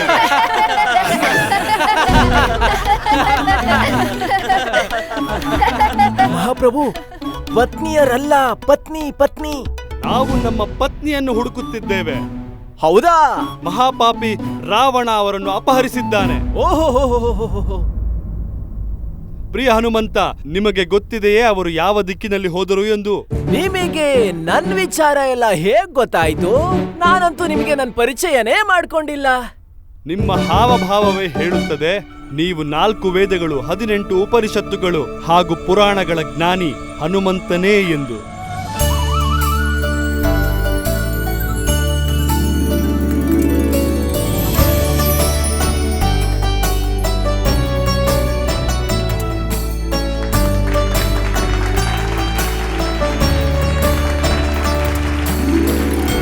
ನಾನು ನಿಮ್ಮನ್ನ ಪರಿಚಯ ಮಾಡಿದೆ ಮಹಾಪ್ರಭು. ನಿಮ್ಮನ್ನ ದರ್ಶನ ಮಾಡಿದ್ದು ನನಗೆ ಸಂತೋಷವಾಗಿದೆ.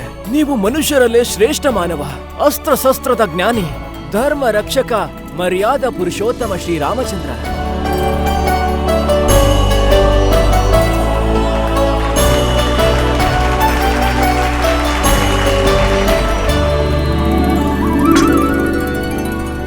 ನನ್ನ ಪ್ರಣಾಮವನ್ನು ಸ್ವೀಕರಿಸಿ. ಇಲ್ಲ ಮಿತ್ರ, ನಿಮ್ಮ ಭೇಟಿ ನಮ್ಮ ಸೌಭಾಗ್ಯವು. ನಿಮ್ಮನ್ನ ಭೇಟಿ ಮಾಡಿದ ಈ ಗಳಿಗೆ ನನ್ನ ಜೀವನದ ಅತ್ಯಮೂಲ್ಯ ಕ್ಷಣ.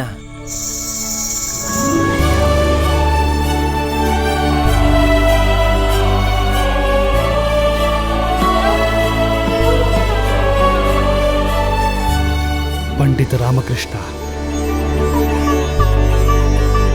ನಿಮ್ಮ ಸ್ಥಾನವು ನಮ್ಮ ಹೃದಯದಲ್ಲಿದೆ. ನೀವು ಯಾವಾಗಲೂ ನನ್ನ ಹೃದಯದಲ್ಲೇ ಇದ್ದೀರಾ ಪ್ರಭು. ನಾನಿವತ್ತು ನಿಮಗೊಂದು ವಚನ ನೀಡ್ತಿದ್ದೇನೆ.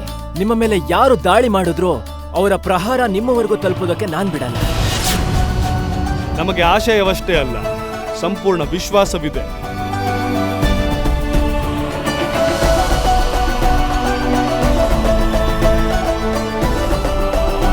ನಾನು ಶ್ರೀ ರಾಮಕೃಷ್ಣ ಇವರಿಗೆ ದಿನ ಪ್ರತಿ ಪೂಜೆ ಮಾಡ್ತಾನೆ ಇರ್ತೀನಿ. ಇವರ ಆಶೀರ್ವಾದ ಸದಾ ನನ್ನ ಮೇಲೆ ಯಾವಾಗ್ಲೂ ಇರುತ್ತೆ. ಮತ್ತೆ ತಾಯಿ ಆಶೀರ್ವಾದದಿಂದ ಮಹಾರಾಜರಿಗೆ ಸ್ವಲ್ಪವೂ ತೊಂದರೆ ಆಗೋದಕ್ಕೆ ನಾನ್ ಬಿಡೋದಿಲ್ಲ.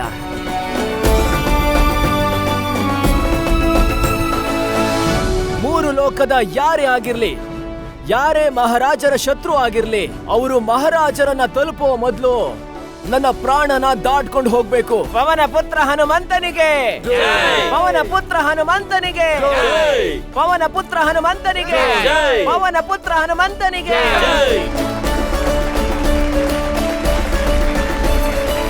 ಭಕ್ತ ಹಾಗೂ ಭಗವಂತನ ಈ ಮಿಲನ ಯುಗ ಯುಗಗಳಲ್ಲಿ ಸಾಧ್ಯವಾಗೋದೇ ಎಲ್ಲ ಒಂದ್ಸಲ. ಈಗ ನನ್ನ ಗಂಡ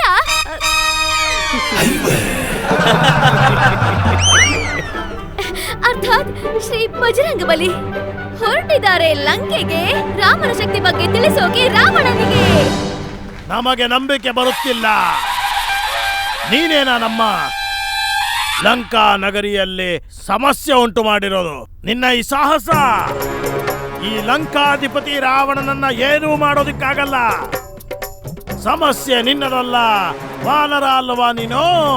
ಎಗರಿ ಓಡಾಡೋದು, ಮರದ ಮೇಲೆ ಕೂರೋದು, ಎಲ್ಲವನ್ನ ಕೀಳೋದು, ಪ್ರತಿಯೊಂದನ್ನ ಹಾಳು ಮಾಡೋದು ನಿನ್ನ ಪ್ರವೃತ್ತಿನೇ ಹೌದು. ಕೇಳು, ಈಗಲೂ ಸಮಯವಿದೆ, ಬಂದ್ಬಿಡು. ಬಾ ಬಾ, ನಮ್ಮ ಕಾಲಿಗೆ ಬೀಳು. ಇಲ್ಲ ಅಂದ್ರೆ ನಿನಗೆಂಥ ಶಿಕ್ಷೆ ಕೊಡ್ತೀನಿ ಅಂದ್ರೆ ಇಡೀ ಜಗತ್ತೇ ಒಮ್ಮೆ ಕಂಪಿಸುತ್ತೆ. ನೀಚ ವಾನರ! ಈ ತುಚ್ಛ ವಾನರ ನಿನ್ನ ಲಂಕೆಗೆ ಬೆಂಕಿ ಹಚ್ಚಿಬಿಟ್ಟಿದ್ದಾನೆ. ನಿನ್ನ ರಾಜ್ಯವನ್ನ ಸುಟ್ಟು ಬೂದಿ ಮಾಡಿದಾನೆ. ಅದು ಈ ತುಚ್ಛ ವಾನರ. ಬಿಟ್ಬಿಡಿ, ನಿಮ್ಮ ಕುಕೃತ್ಯವನ್ನ ತ್ಯಾಗ ಮಾಡ್ಬಿಡಿ. ಇಲ್ಲ ಅಂದ್ರೆ ಆ ದಿನ ದೂರ ಇಲ್ಲ, ನಿಮ್ಮ ಕೈಯಾರೆ ನಿಮ್ಮ ಆಸನವು ತುಂಡು ತುಂಡಾಗ್ಬಿಡುತ್ತೆ. ದುಸ್ಸಾಹಸ! ನಿಮ್ಮ ಕ್ರೋಧದಿಂದ ನಿಮ್ಮ ಶಿಷ್ಯ ಅಂದ್ರೆ ನಿಮ್ಮ ಅನುಚರರು ಭಯಭೀತರಾಗ್ಬಹುದು. ಆದ್ರೆ ಈ ವಾನರ ಅಲ್ಲ. ವೇದ, ತತ್ವ ಮತ್ತೆ ಶಾಸ್ತ್ರಗಳನ್ನ ನಿಮ್ಮ ಸ್ವಾರ್ಥಕ್ಕಾಗಿ ಬಳಸ್ಕೊತಾ ಇದ್ದೀರಾ. ನೀವು ಅದನ್ನೆಲ್ಲ ತ್ಯಾಗ ಮಾಡ್ಬಿಡಿ. ಯಾವಾಗ ಜನರಿಗೆ ನಿಮ್ಮ ದುಷ್ಕೃತ್ಯಗಳು ಗೊತ್ತಾಗುತ್ತೋ ಅವಾಗ ಜನಗಳಿಂದನೇ ನಿಮ್ಮ ಅಹಂಕಾರ ಮತ್ತೆ ನಿಮ್ಮ ವಿನಾಶಕ್ಕೆ ಕಾರಣವಾಗ್ಬಿಡುತ್ತೆ.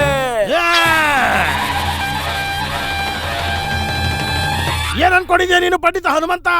ನಾನು ಮಹಾಬಲಿ ರಾವಣ ನಿನ್ನಂತ ವಾನರನ್ನ ಕೇವಲ ಒಂದು ಕ್ಷಣದಲ್ಲಿ ಭಸ್ಮ ಮಾಡಬಲ್ಲೆ.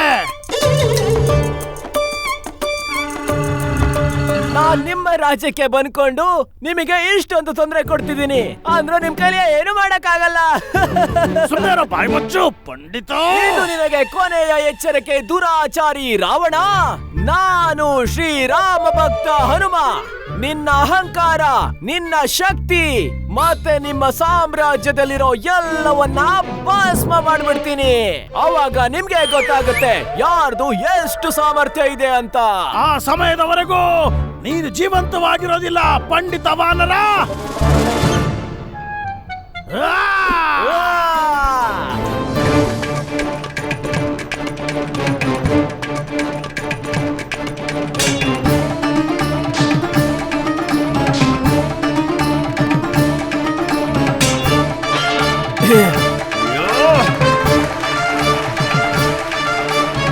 ಜಗಳ ಆಡೋದಲ್ಲ.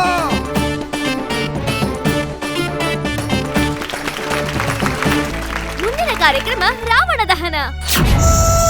ಮಹಾರಾಜರು ಈಗ ತಮ್ಮ ಶುಭ ಕರಕಮಲದಿಂದ ರಾವಣ ದಹನ ಮಾಡ್ತಾರೆ. ಆದ್ರೆ ಅದಕ್ಕೂ ಮುಂಚೆ ಇಂಥ ಒಳ್ಳೆ ವೀಕ್ಷಕರಿಗೋಸ್ಕರ ನಮ್ಮ ಕಲಾವಿದರು ತಮ್ಮ ವಂದನೆಗಳನ್ನ ತಿಳಿಸ್ತಾರೆ.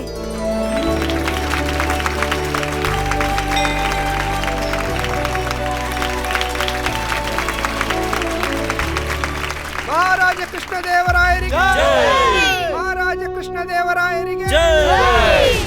ಕಾಯುವ ಸಮಯ ಅಂತ್ಯವಾಯಿತು. ಈಗ ರಾವಣ ದಹನದ ಜೊತೆಗೆ ಕೃಷ್ಣದೇವರಾಯರ ಅಂತ್ಯ ಕೂಡ ಆಗುತ್ತೆ.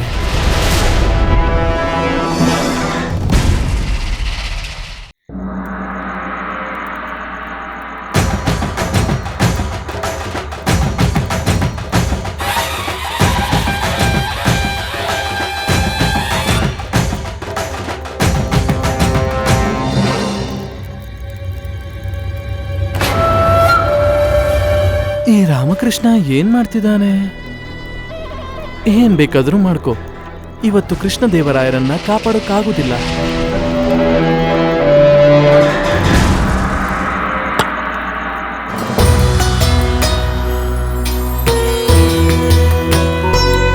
ನಮ್ಮ ಮಹಾರಾಜರು ಸ್ವಯಂ ಶ್ರೀರಾಮನ ಸ್ವರೂಪ. ಇವತ್ತು ಇವರ ಕೈಯಲ್ಲೇ ಆ ರಾವಣನ ದಹನವಾಗುತ್ತೆ. ಸೀತಾಪತಿ ಶ್ರೀರಾಮಚಂದ್ರರಿಗೆ, ಸೀತಾಪತಿ ಶ್ರೀರಾಮಚಂದ್ರರಿಗೆ.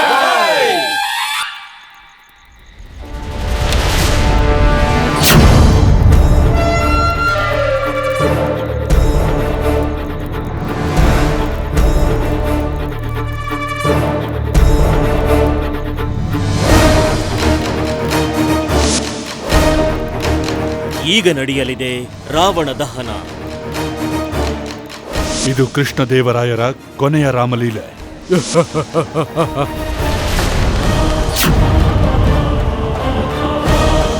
ನಿಮ್ ಪ್ರಾಣ ಸಂಕಟದಲ್ಲಿದೆ. ಭೀಷಣ ಬಾಬು ಅವರ ಕೋಣೆಯಲ್ಲಿ ಇದು ಸಿಕ್ತು. ಈ ನವರಾತ್ರಿಲಿ ಒಂದು ರಾವಣ ಅಲ್ಲ, 2 ರಾವಣರ ಹತ್ಯೆ ಆಗುತ್ತೆ.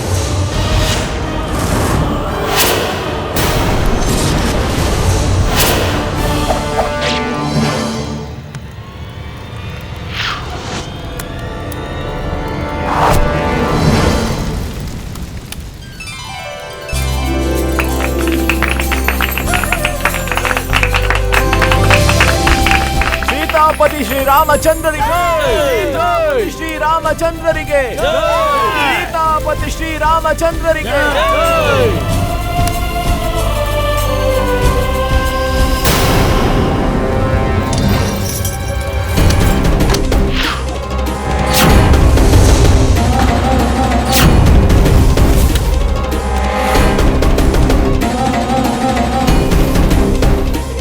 ಮಹಾಪ್ರಭು,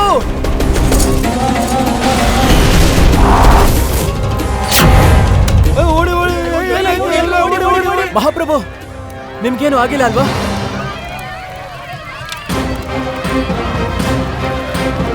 ಹೇಗೆ ಜಮ್ಮ, ಇದೇ ಸರಿಯಾದ ಅವಕಾಶ. ಓಡು ಹೋಗು, ಇಲ್ಲಾಂದ್ರೆ ಸಿಕ್ಕಾಕೊಂಡ್ಬಿಡ್ತೀಯ. ಸೀತಾಪತಿ ರಾಮಚಂದ್ರನಿಗೆ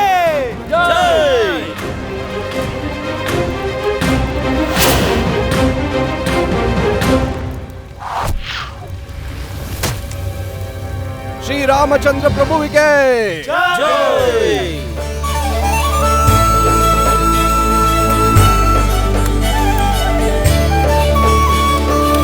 ಕೊನೆಗೂ ಎಲ್ಲವೂ ಒಳ್ಳೆಯದೇ ಆಯ್ತು. ಮಹಾರಾಜರೇ,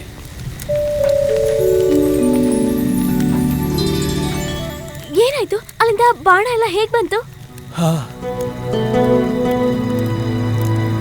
ಏನ್ ಹುಡುಕ್ತಾ ಇದ್ಯಾ? ಭೀಷಣ್ ಬಾಬುನ ಹುಡುಕ್ತಿದ್ದೀನಿ. ನನಗೆ ಸಂಪೂರ್ಣ ನಂಬಿಕೆ ಇದೆ, ಅವ್ರು ಖಂಡಿತವಾಗ್ಲೂ ಇಲ್ಲೇ ಇರ್ತಾರೆ. ಅದ್ ಯಾರೇ ಅಪರಾಧಿ ಆಗಿರ್ಲಿ, ತನ್ನ ಪೂರ್ತಿ ಕಾರ್ಯವನ್ನ ನೋಡದೆ ಇರೋಕ್ ಸಾಧ್ಯನೇ ಇಲ್ಲ. ಅವ್ನ್ ವೇಷ ಬದಲಾಯಿಸ್ಕೊಂಡು ಖಂಡಿತ ಬಂದಿರ್ತಾನೆ. ಅಲ್ಲಿ ನೋಡು, ಅಲ್ಲಿ ಹೋಗ್ತಾ ಇದ್ದಾನೆ. ಹಿಡಿ ಅವ್ನ. ಹಿಡ್ಕೊಳ್ಳಿ, ಹಿಡ್ಕೊಳ್ಳಿ.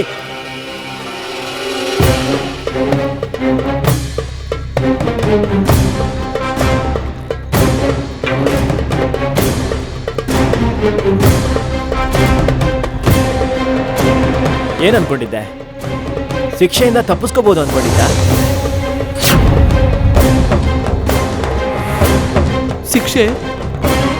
ಆದ್ರೆ ನಾನು ಮಾಡಿರೋ ಅಪರಾಧ ಏನು? ಅಂತದೇನ್ ಮಾಡ್ದೆ ನಾನು? ಎಲ್ರೂ ನನ್ನ ಮಾತನ್ನ ಒಪ್ಕೊಂಡಿದ್ರು. ನೀವು ನಿಮ್ ಪ್ರಶ್ನೆಗೆ ಸರಿಯಾದ ಉತ್ತರ ಕೊಡ್ಲೇ ಇಲ್ಲ. ಅದಕ್ಕೆ ನಿಮ್ ಮುಖಕ್ಕೆ ಮಸಿ ಬಳ್ಕೋಬೇಕು.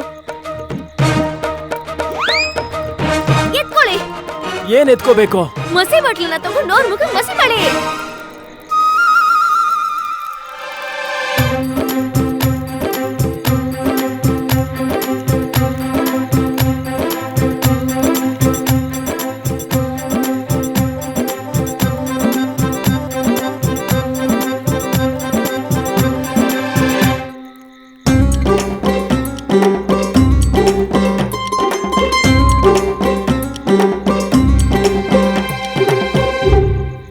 ಅವಮಾನದ ಸೇಡು ಖಂಡಿತ ನಾನು ತೀರಿಸ್ಕೊಳ್ತೀನಿ ರಾಮ, ನೋಡ್ತಾ ಇರೋ. ಈಗ ಇಲ್ಲಿಂದ ಹೊರಡಿ, ನಾನು ಬೇರೆ ಯಾರನ್ನೋ ಹುಡುಕ್ಬೇಕು.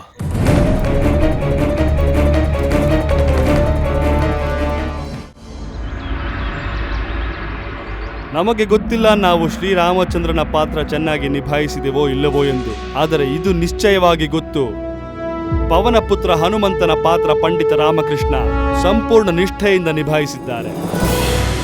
ಒಂದು ಅದೃಶ್ಯ ಶತ್ರುವಿನಿಂದ ನಮ್ಮನ್ನು ಕಾಪಾಡಿದ್ದಾರೆ.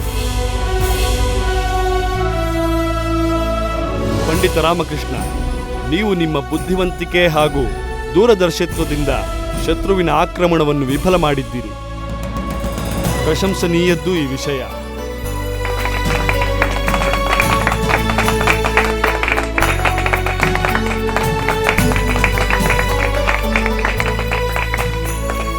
ಮಹಾಪ್ರಭು, ನಿಮ್ ಪ್ರಾಣನ ರಕ್ಷಣೆ ಮಾಡೋದು ನನ್ನ ಕರ್ತವ್ಯ.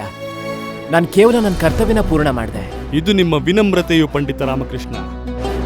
ಆದರೆ ನಾವು ಬಯಸುತ್ತೇವೆ ನೀವು ಇಡೀ ದರ್ಬಾರಿಗೆ ಹೇಳಿ ಏನಾಯಿತು, ಹೇಗಾಯಿತು ಹಾಗೂ ಯಾರು ಮಾಡಿದರು ಎಂದು. ಖಂಡಿತವಾಗ್ಲು ಮಹಾಪ್ರಭು. ಆದರಣೀಯ ಅಚ್ಯುತ ಅವ್ರ ಜೊತೆ ಬಂದ ಭೀಷಣ ಬಾಬು ಅವರು ಈ ಕೃತ್ಯವನ್ನ ಮಾಡಿದ್ದು.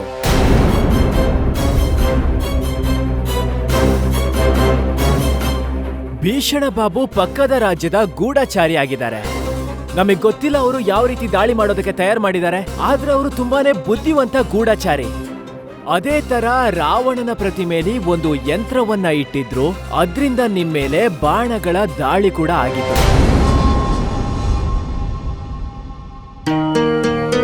ಅಣ್ಣಯ್ಯನವರೇ, ತಪ್ಪು ನಮ್ಮದೇನೆ. ನಾವೇ ಭೀಷಣ್ ಬಾಬು ಅವರಿಗೆ ರಾವಣನ ನಿರ್ಮಾಣ ಮಾಡು ಅಂತ ಹೇಳಿದ್ವಿ.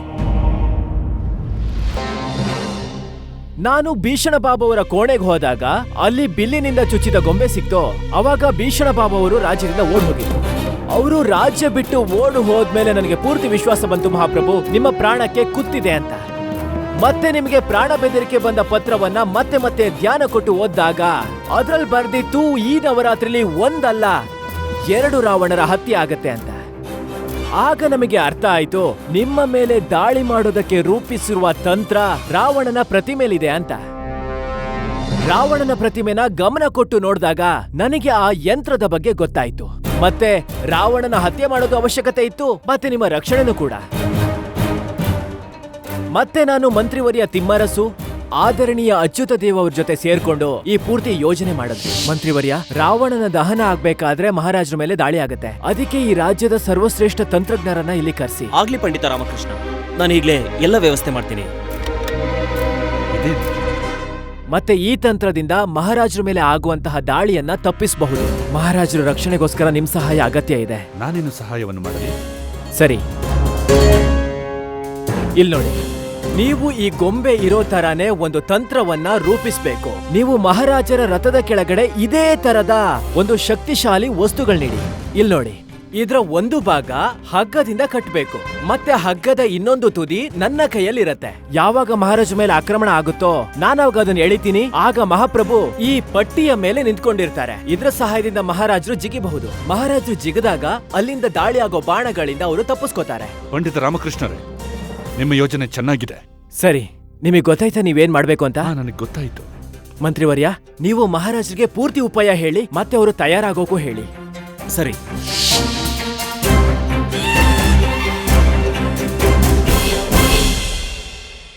ನಾನು ಮಹಾರಾಜರನ್ನ ಪ್ರಶಂಸೆ ಮಾಡ್ತೀನಿ. ನಾವು ಈ ಯೋಜನೆ ಬಗ್ಗೆ ಮಹಾರಾಜರ ಹತ್ರ ಮಾತಾಡಿದಾಗ ಆಗ ಮಹಾರಾಜರು ತುಂಬಾ ಧೈರ್ಯದಿಂದ ಈ ಯೋಜನೆಯನ್ನ ಸ್ವೀಕಾರ ಮಾಡಿದ್ರು. ಮತ್ತೆ ಆ ಆಕ್ರಮಣದ ವೇಳೆಯಲ್ಲಿ ತುಂಬಾ ಬುದ್ಧಿವಂತಿಕೆಯಿಂದ ತಮ್ಮನ್ನ ತಾವು ರಕ್ಷಣೆ ಮಾಡ್ಕೊಂಡ್ರು. ಮಹಾರಾಜ ಕೃಷ್ಣದೇವರಾಯರಿಗೆ, ಕೃಷ್ಣದೇವರಾಯರಿಗೆ, ಕೃಷ್ಣದೇವರಾಯರಿಗೆ.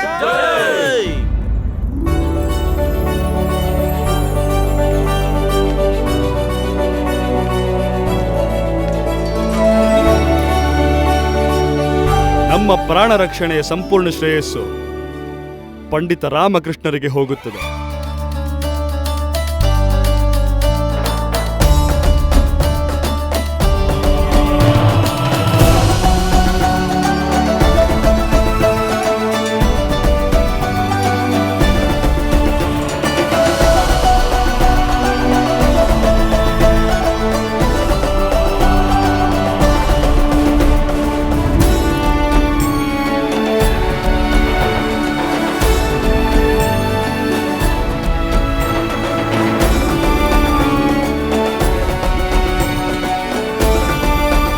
ರಾಮ, ಧನ್ಯವಾದ. ಇಂದಿನಿಂದ ನಮ್ಮ ಜೀವನ ನಿಮ್ಮ ಋಣವೇ ಸರಿ.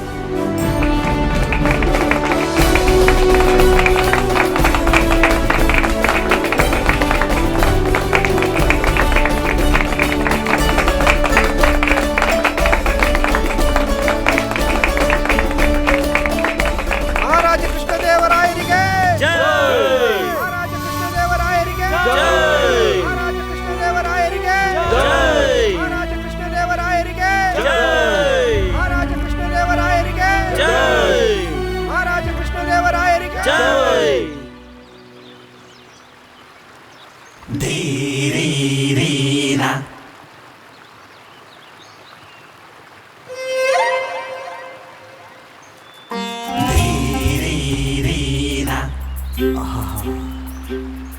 ಅತಿ ಸುಂದರ ಆನಂದವಾಗಿ ಹೃದಯ ತುಂಬುವಂತ ಕನಸನ್ನ ಕಂಡೆ. ರಾಜನರ್ತಕಿ ಸೌಧಾಮಿನಿ ದೇವಿಯ ಜೊತೆ ಜಲವಿಹಾರ ಮಾಡೋಂಥದ್ದು ಸಂತೋಷದ ಪರಾಕಾಷ್ಠೇನೆ. ಸೌಧಾಮಿನಿ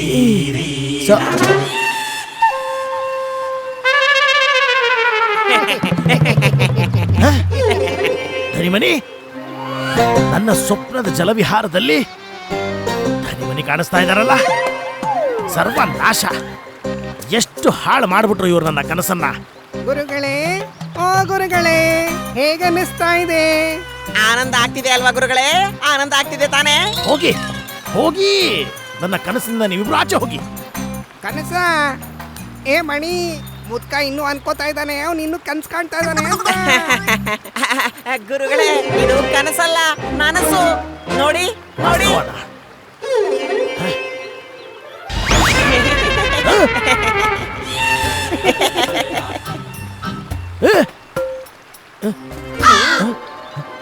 ಇದು ನಿಜವೇ? ಹಾಗಾದ್ರೆ ನನ್ನ ಕೊಠಡಿ ಎಲ್ಲೋಯ್ತು? ಎಂತ ಪ್ರಶ್ನೆ ಕೇಳ್ತಾ ಇದ್ದೀರಾ ಗುರುಗಳೇ? ನಿಮ್ಮ ಕೋಣೆ ಅಂತೂ ನಿಮ್ಮ ನಿವಾಸದಲ್ಲಿದೆಯಲ್ವಾ? ಅಯ್ಯೋ ಅಯ್ಯೋ, ದಟ್ಟನ್ ಮಕ್ಕಳ, ನಾನು ಈ ನೀರಿನ ಮಧ್ಯೆ ಹೇಗ್ ಬಂದೆ? ಹಾಗಾದ್ರೆ ನಾವಿದೀವಲ್ಲ, ನಾವೇ ನಿಮ್ಮನ್ನ ಇಲ್ಲಿ ಕರ್ಕೊಂಡು ಬಂದಿದ್ದು. ನಾವೇ ಗುರುಗಳೇ, ನಾವು. ಇಬ್ರು ಇಷ್ಟೊಂದು ಅಧಿಕ ಪ್ರಸಂಗತನ ಮಾಡ್ತೀರಾ? ನಾನು ಇದ್ದೇ ಮಾಡ್ತಿರ್ಬೇಕಾದ್ರೆ ಕರ್ಕೊಂಡು ಇಲ್ಲಿಗೆ ಬಂದಿದ್ದೀರಾ? ನಾನು ನಿಮ್ಮಿಬ್ಬರಿಗೂ ಈಗಲೇ ಇಲ್ಲೇ ಚೆನ್ನಾಗಿ ತೊದಕಿ ಜೀವಂತ ಸಮಾಧಿ ಮಾಡ್ಬಿಡ್ತೀನಿ. ಬೇಡ ಗುರುಗಳೇ, ಬೇಡ. ಗುರುಗಳೇ ಗುರುಗಳೇ, ನೋಡಿ ನೋಡಿ, ನಾವು ನಿಮ್ಮನ್ನ ಎಷ್ಟು ಜೋಪಾನವಾಗಿ ನೋಡ್ಕೋತಾ ಇದ್ದೀವಿ. ನಿಮ್ಮ ಒಳ್ಳೇದಕ್ಕೋಸ್ಕರನೇ ನಾವು ನಿಮ್ಮನ್ನ ಇಲ್ಲಿ ಕರ್ಕೊಂಡು ಬಂದಿರೋದು. ಒಳ್ಳೇದಕ್ಕ? ಹೌದು. ಅಯ್ಯೋ ಬುದ್ಧಿಹೀನ ನ್ಯಾಯಾಧೀಶನೇ, ಮೂರ್ಖರ ದ್ವಾರಪಾಲಕನೇ, ನಾನು ನೀರಿನ ಮಧ್ಯೆ ಮಲಗೋದ್ರಿಂದ ಏನೋ ಒಳ್ಳೇದಾಗುತ್ತೆ. ಅಲ್ಲಿ ಗುರುಮಾತೆ, ನಿಮ್ಮ ಕೋಣೆಯ ಮಧ್ಯದಲ್ಲಿ ಜಲಕುಂಡವನ್ನು ಮಾಡಿಸ್ತಾ ಇದಾರಲ್ಲ. ನಿಮ್ಗೆ ಜಲಕುಂಡದಲ್ಲಿ ಮಲಗೋ ಅಭ್ಯಾಸ ಇಲ್ವಲ್ಲ, ಹಾಗಾಗಿ ನಿಮ್ಗೆ ಅಭ್ಯಾಸ ಆಗ್ಲಿ ಅಂತ ಇಲ್ಲಿ ಕರ್ಕೊಂಡು ಬಂದ್ವಿ. ಜಲಕುಂಡವನ್ನ? ಅಯ್ಯೋ ದುಷ್ಟ್ರ, ಅಲ್ಲೇ ನಿಂತ್ಕೊಳ್ಳಿ. ನಾನು ಈಗಲೇ ಇದೇ ಸಮಯದಲ್ಲಿ ನಿನ್ನ ಅಧಿಕ ಪ್ರಸಂಗತನಕ್ಕೆ ದಂಡನೆ ಕೊಡ್ತೀನಿ. ಇಲ್ಲೇ ನಿಂತ್ಕೊಳ್ಳಿ. ಅಯ್ಯೋ ಕಾಲು, ಅಯ್ಯೋ ಬಿಕ್ಕಸ್ತಾ ಇದೆ. ಅಯ್ಯೋ ಅಯ್ಯೋ ಅಯ್ಯೋ, ಕಾಲು ಹಿಡ್ಕೊಂಡ್ಬಿಟ್ಟಿದೆ. ಕಾಲು ಅಯ್ಯೋ ವರುಣಬಾಲ, ಬಂದ್ಬಿಟ್ರ ಸ್ವಾಮಿ? ನನ್ನ ಪ್ರಣಾಮ ಸ್ವೀಕಾರ ಮಾಡಿ ಪ್ರಾಣನಾಥ.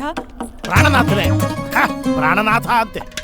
ನೀನ್ ಹೇಳಿದ ಮಾತಿಂದ ಈ ದಡ್ಡ ನನ್ನ ಮಕ್ಕಳು ನಿನ್ನ ಪ್ರಾಣನಾಥನ ಜೀವನ ಬೇರೆ ಮಾಡಿರೋರು. ಶಾಂತವಾಗಿರಿ ನನ್ನ ಪ್ರಾಣ ಪ್ರಿಯ, ನನ್ನ ಪ್ರಾಣನಾಥ. ಹೇಗ್ ಶಾಂತವಾಗಿರ್ಲಿ? ನೀರಿನ ಮಧ್ಯೆ ಮಲಗಿಸಿದ್ರು ನನ್ನ. ಚಿಕ್ಕ ಚಿಕ್ಕ ಮೀನುಗಳು ಬಂದು ಅಲ್ಲಲ್ಲ ಕಚ್ತು. ಅದನ್ನೇನ್ ಮಾಡಕ್ಕಾಗತ್ತ? ನಾನು ಅದು ಅಲ್ಲದೆ ಒಂದು ದುಷ್ಟ ಇಲಿ ನಮ್ಮ ಹಿಂದೆ ಬಿದ್ದಿತ್ತು. ನಾವ್ ಈ ಕಡೆ ಬಂದ್ರೆ ಅದ ಆ ಕಡೆ, ಅದ ಆ ಕಡೆ ಬಂದ್ರೆ ನಾವ್ ಈ ಕಡೆ, ನಾವ್ ಈ ಕಡೆ ಬಂದ್ರೆ ಅದ ಆ ಕಡೆ. ಅಯ್ಯೋ, ಈಗ ಹೇಳು, ಈ ನಮ್ಮ ನಿದ್ರಾ ಕೋಣೆಯಲ್ಲಿ ಈ ಜಲಕುಂಡ ನಿರ್ಮಾಣ ಮಾಡೋ ಅಂತ ಈ ನಾಟಕ ಏನದು? ನಾನೇನು ಮೀನಾ ಜಲಕುಂಡದಲ್ಲಿರೋದಕ್ಕೆ? ಇವನಂತೂ ಒಬ್ಬ ಸರ್ಪ, ಇವನು ಬಿಲ್ಲದಲ್ಲೇ ಇರ್ಬೇಕು. ಎರಡು ತಲೆ ಸರ್ಪ ಇವನು. ಸ್ವಾಮಿ, ಕೇವಲ 1 ವಾರ ಕಷ್ಟ ಆಗತ್ತಷ್ಟೇ. ಗುರುವಾರ ಜಲಕುಂಡ ಆಗೋದ್ರೆ ಶುಭಾರಂಭ ಆಗತ್ತೆ. ಆಮೇಲೆ ನಿಮ್ಮ ಜೀವನದ ಎಲ್ಲಾ ಕಷ್ಟನೂ ಪರಿಹಾರ ಆಗತ್ತೆ. ಹೌದಾ? ಬಹಳ ಒಳ್ಳೇದು. ಇದನ್ನ ಹೇಳು, ಈ ರೀತಿ ನನ್ನ ಜೀವ ತೆಗೆಯೋ ವಿಚಾರಗಳು ನಿನ್ನ ತಲೆಗೆ ಹೇಗೆ ಬರುತ್ತೆ ಅಂತ. ಈ ವಿಚಾರ ಮಹಾಪಂಡಿತ ವಾಮಾಚಾರ್ಯರಿಂದ ಸಿಕ್ಕಿದ್ದು. ವಾಮಾಚಾರ್ಯರು? ವಾಮಾಚಾರ್ಯ? ಹಾ ಸ್ವಾಮಿ, ಅತ್ಯಂತ ಜ್ಞಾನಿ, ಮಹಾಪ್ರತಾಪಿ, ಮಹಾವಿದ್ವಾನ್, ವಾಸ್ತುಶಾಸ್ತ್ರದ ಪ್ರಚಂಡ ವಿದ್ವಾನ್ ಪಂಡಿತ ವಾಮಾಚಾರ್ಯ ಅವರು. ಇಲ್ಲಿ ನಾವಿರ್ಬೇಕಾದ್ರೆ ನಮ್ಮ ಸಾಮ್ರಾಜ್ಯದಲ್ಲಿ ಮತ್ತೊಬ್ಬ ಅಖಂಡ ಪಂಡಿತಾನ? ಯಾರು ಅದೃಷ್ಟ ಪ್ರಾರಬ್ಧ? ನನ್ನಂತ ಮಹಾಪುರುಷ, ಮಹಾಕಾಲನ ದರ್ಶನ ಮಾಡಿರುವಂತ ಈ ಪುರುಷನಿಗೆ ಇಷ್ಟ ಅನಿಷ್ಟಗಳ ಬಗ್ಗೆ ಭವಿಷ್ಯ ಹೇಳ್ತಿರೋನು. ಸ್ವಾಮಿ, ನಿಮ್ಮ ಮತ್ತೆ ಅವರ ಭೇಟಿನ ಸಮಯ ಬಂದಾಗ ನಾನೇ ಖುದ್ದಾಗಿ ಮಾಡಿಸ್ತೀನಿ. ಆದ್ರೆ ಅದಕ್ಕೂ ಮೊದಲು ನೀವೊಂದ್ ಕೆಲ್ಸ ಮಾಡ್ಬೇಕು. ಯಾವ ಕೆಲ್ಸಕ್ಕೆ? ನೀವು ಆ ಜಲಕುಂಡದಲ್ಲಿ ಜಲನ ತುಂಬೋದಕ್ಕೆ ಪ್ರತಿದಿನ ಬ್ರಾಹ್ಮಿ ಮುಹೂರ್ತದಲ್ಲಿ ಎದ್ದು ಸ್ವಯಂ ನಿಮ್ದೇ ಕೈಯಿಂದ ಆ ನದಿಯಿಂದ 1 ಮಡಕೆ ನೀರನ್ನ ಎತ್ಕೊಂಡ್ ಬರ್ಬೇಕು. ನೀವು ಇದನ್ನ ಎಲ್ಲಿವರೆಗೂ ಮಾಡ್ಬೇಕು ಅಂದ್ರೆ ಆ ಜಲಕುಂಡ ತುಂಬವರೆಗೂ. ಸತ್ಯ. ನಾನು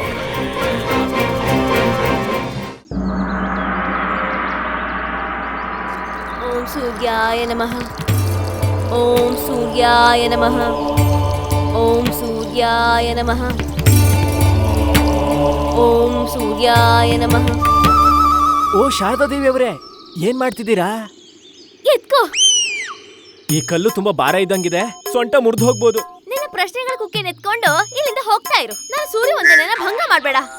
ಸೂರ್ಯ ವಂದನೆನಾ?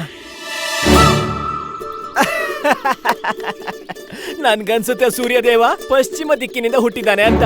ಏನ್ ಸೂರ್ಯದೇವ, ನೀನು ಹುಟ್ಟೋ ದಿಕ್ಕನ್ನೇ ಬದಲಾಯಿಸ್ಬಿಟ್ಟೆ, ನನಗೆ ಹೇಳಲೇ ಇಲ್ಲ. ನಾನು ಏನ್ ಹೇಳ್ತಿದ್ದೀನಿ ಅಂದ್ರೆ, ನೀನು ಉಲ್ಟಾ ದಿಕ್ಕಲ್ಲಿ ಯಾಕೆ ಪೂಜೆ ಮಾಡ್ತಿದೀಯಾ? ಅಯ್ಯೋ, ಎತ್ಕೊಂಡೆ. ಈಗ ಹೇಳು. ಈಗ ನೀನು ನೀರ್ ಕುಡಿಬೇಕು ಅಂದ್ರೆ ಏನ್ ಮಾಡ್ತೀಯಾ? ನಾನು ಪೂರ್ತಿ ವಿನಮ್ರದಿಂದ ನನ್ನ ಕೈನ ಎತ್ಕೋತೀನಿ, ಮತ್ತೆ ನಿನ್ ಮುಂದೆ ಕೂತ್ಕೋತೀನಿ. ಈ ತರ ಸೂರ್ಯಂಗೆ ಅರ್ಘ್ಯ ನೀಡೋದು ಅಂದ್ರೆ ನೀರ್ ಕುಡ್ಸೋದು ಅಂದ್ರೆ ಅವನು ನೀರ್ ಹಾಕೋರ್ಗಿಂತ ಕೆಳಗಡೆ ಇರ್ಬೇಕು. ಈಗ ನೀನು ನಿಂತಿಯಲ್ಲ ಹಾಗೆ. ಸೂರ್ಯ ಯಾವ ದಿಕ್ಕಲ್ಲಿ ಮುಳುಗೋದು? ಪಶ್ಚಿಮದಲ್ಲಿ. ಸೂರ್ಯಾಸ್ತ ಆಗೋದು ಇದೇ ದಿಕ್ಕಲ್ಲಲ್ವಾ? ಅದಕ್ಕೆ ಯಾವತ್ತೂ ಅರ್ಘ್ಯನ ಪಶ್ಚಿಮ ದಿಕ್ಕಲ್ಲೇ ಕೊಡ್ಬೇಕು. ವಾ ವಾ ವಾ, ಸೂರ್ಯ ದೇವನ ದಿಕ್ಕನ್ನ ಬದಲಾಯಿಸೋದು ನಿನ್ನಂತ ಜ್ಞಾನಿಯಿಂದ ಮಾತ್ರ ಸಾಧ್ಯ. ವಾ ವಾ ವಾ. ಎತ್ಕೋ. ಈಗೇನ್ ಎತ್ಕೋಬೇಕು? ನಿನ್ನ ವ್ಯಂಗ್ಯದ ಬಾಣನ ಬತ್ತಲ್ಕಲ್ಲಿ ಇಟ್ಕೊಂಡು ಸುಮ್ನೆ ಹೋಗ್ತಾ ಇರು. ಮಹಾಜ್ಞಾನಿ ವಾಮಾಚಾರ್ಯರೇ ನನಗೆ ಈ ಮಾತನ್ನ ಹೇಳಿರೋದು. ಮಾಮಾಚಾರ್ಯ? ಅದ್ಯಾರು? ಅದ್ಯಾರೇ ಆಗಿರ್ಲಿ, ಅವ್ರು ಉಲ್ಟಾ ಯಾಕೆ ಪೂಜೆ ಮಾಡಕ್ ಹೇಳ್ತಾರೆ? ಏನ್ ಹೇಳ್ದೆ? ಏನಿಲ್ಲ. ನನ್ನ ಏನ್ ಹೇಳ್ತಿದ್ದೀನಿ ಅಂದ್ರೆ, ನಾನ್ ದರ್ಬಾರಿಗೆ ಹೋಗಕ್ ತಡ ಆಗ್ತಿದೆ, ನನಗೆ ಊಟ ತಯಾರು ಮಾಡು. ಹಂಟಿನು ಇವತ್ ನಾನು ಅಡ್ಗೆ ಮಾಡೇ ಇಲ್ಲ. ಅಡ್ಗೆ ಮನೆನ ಒಡ್ಸಾಕ್ಬಿಟ್ಟೆ. ಏನೋ ಅಡ್ಗೆ ಮನೆನ ಯಾಕೆ ಒಡ್ಸಾಕ್ತೆ? ಯಾಕೆ ಅನಿಷ್ಟನೆಲ್ಲ ಮಾಡ್ದೆ? ಯಾಕಂದ್ರೆ ವಾಮಾಚಾರಿಗಳು ಹೇಳಿದ್ರು ನಮ್ಮ ಅಡ್ಗೆ ಮನೆ ದಿಕ್ಕು ಸರಿಯಾಗಿಲ್ವಂತೆ. ಹಾಗೆ ಈ ದಿಕ್ಕಿನ ಸಂಬಂಧ ವರುಣ್ ದೇವ ಹಾಗೂ ಚಂದ್ರನ್ ಜೊತೆ ಇರುತ್ತೆ. ಹಾಗೆ ಚಂದ್ರ ಹೇಗೆ ಅಂತ ಗೊತ್ತಲ್ವಾ? ಸಿಕ್ಕಾಪಟ್ಟೆ ಚಂಚಲ. ಅಯ್ಯೋ, ನಿನ್ ಮನ್ಸಿಗೂ ಮತ್ತೆ ಅದಕ್ಕೂ ಏನ್ ಸಂಬಂಧ ಇದೆ? ಯಾಕಂದ್ರೆ ಆ ದಿಕ್ಕಲ್ಲಿ ಮಾಡೋ ಅಡ್ಗೆನ ಊಟ ಮಾಡೋದ್ರಿಂದ ಮನೆ ಪುರುಷ ಭ್ರಮಿತನಾಗ್ಬಿಡ್ತಾನೆ. ಅದನ್ನೇ ನಾನೀಗ ನೋಡ್ತಾ ಇದ್ದೀನಿ. ಅದ್ರ ಅರ್ಥ? ಪ್ರತಿದಿನ ಬೆಳಿಗ್ಗೆ ನೀನು ಯಾವ ಸಮಯಕ್ಕೆ ಆಚೆ ಹೋಗ್ತೀಯ ಅಂದ್ರೆ, ಹಳ್ಳಿಲಿರೋ ಎಲ್ಲಾ ಹೆಂಗಸರು ಅವ್ರ ತಲೆ ಮೇಲೆ ಮಡಕೆ ಇಟ್ಕೊಂಡು ಅಲಾಡ್ಸ್ಕೊಂಡು ಹೋಗ್ತಿರ್ತಾರಲ್ಲ ಅವಾಗ್ಲೇ. ಶಂಭೋ ಶಂಭೋ ಶಂಭೋ, ನನ್ನ ಚರಿತ್ರೆಯಲ್ಲಿ ಇದು ಘೋರ ಆರೋಪ. ಇದ್ರ ವಿರುದ್ಧ ನಾನು ಘನಘೋರ ಆಂದೋಲನ ಮಾಡ್ತೀನಿ, ಹೇಳ್ತಾ ಇದ್ದೀನಿ ನಾನು. ಯಾವಾಗ್ಲೂ ಸಮಯದ ಪಕ್ಷಿ ತರ ಗಡ್ಬಡಿಲ್ಲ ಇರ್ತೀಯ. ಎಲ್ಲಾ ಕೆಲ್ಸಕ್ಕೂ ವಿಘ್ನ ತರ್ತಾನೆ ಇರ್ತೀಯ. ಶಾರದಂಗೆ ಅವಳು ಕೆಲಸ ಮಾಡಕ್ ಬಿಡು. ನಾಳೆ ಬೆಳಗ್ಗೆಯಿಂದ ಆಚೆ ಹೋಗ್ಬೇಡ. ಇದು ನಮ್ಮ ಹೇಳಿಲ್ಲ ಅಲ್ವಾ? ಇಲ್ಲ, ನಾನೇ ಹೇಳ್ತಾ ಇರೋದು. ಅಯ್ಯೋ, ಯಾರು ಈ ವಾಮಾಚಾರ್ಯ? ಇದ್ದಕ್ಕಿದ್ದಾಗ ಎಲ್ಲಿಂದ ಹುಡ್ಕೊಂಡ? ಮತ್ತೆ ಅಮ್ಮ ಮತ್ತೆ ಶಾರದಾ, ಅವನ್ ಶಿಷ್ಯ ಹೇಗಾದ್ರು? ಅವನು ಒಂದೇ ದಿನದಲ್ಲಿ ನನ್ನ ಜೀವನನ ಅಸ್ತವ್ಯಸ್ತ ಮಾಡ್ದ. ಒಂದ್ ವೇಳೆ ಅವ್ನು ನನ್ನ ಕೈಗೆ ಸಿಕ್ಕಾಕೊಂಡ್ರೆ ನಾನು ಅವನ್ ಜೀವನನ ಅಸ್ತವ್ಯಸ್ತ ಮಾಡಿ ಹಾಕ್ತೀನಿ.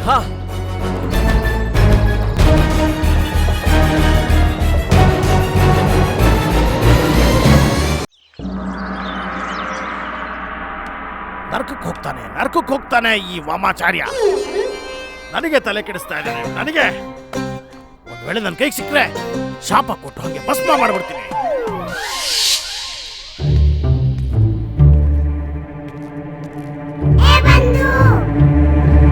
ರಾಮ, ನೀನು ಶಾರದನ್ ಜೊತೆ ಜಗಳ ಮಾಡೋ ಅಗತ್ಯ ಏನಿತ್ತು? ಈಗ ನಿನ್ನಿಂದ ನಾನು ಹಸಿವುಕೊಂಡಿರ್ಬೇಕಾಗತ್ತೆ. ನೋಡು ಬಂದು, ನಾನು ಆ ವಾಮಾಚಾರಿ ಬಗ್ಗೆ ತುಂಬಾ ಕ್ರೋಧಿತನಾಗಿದ್ದೀನಿ.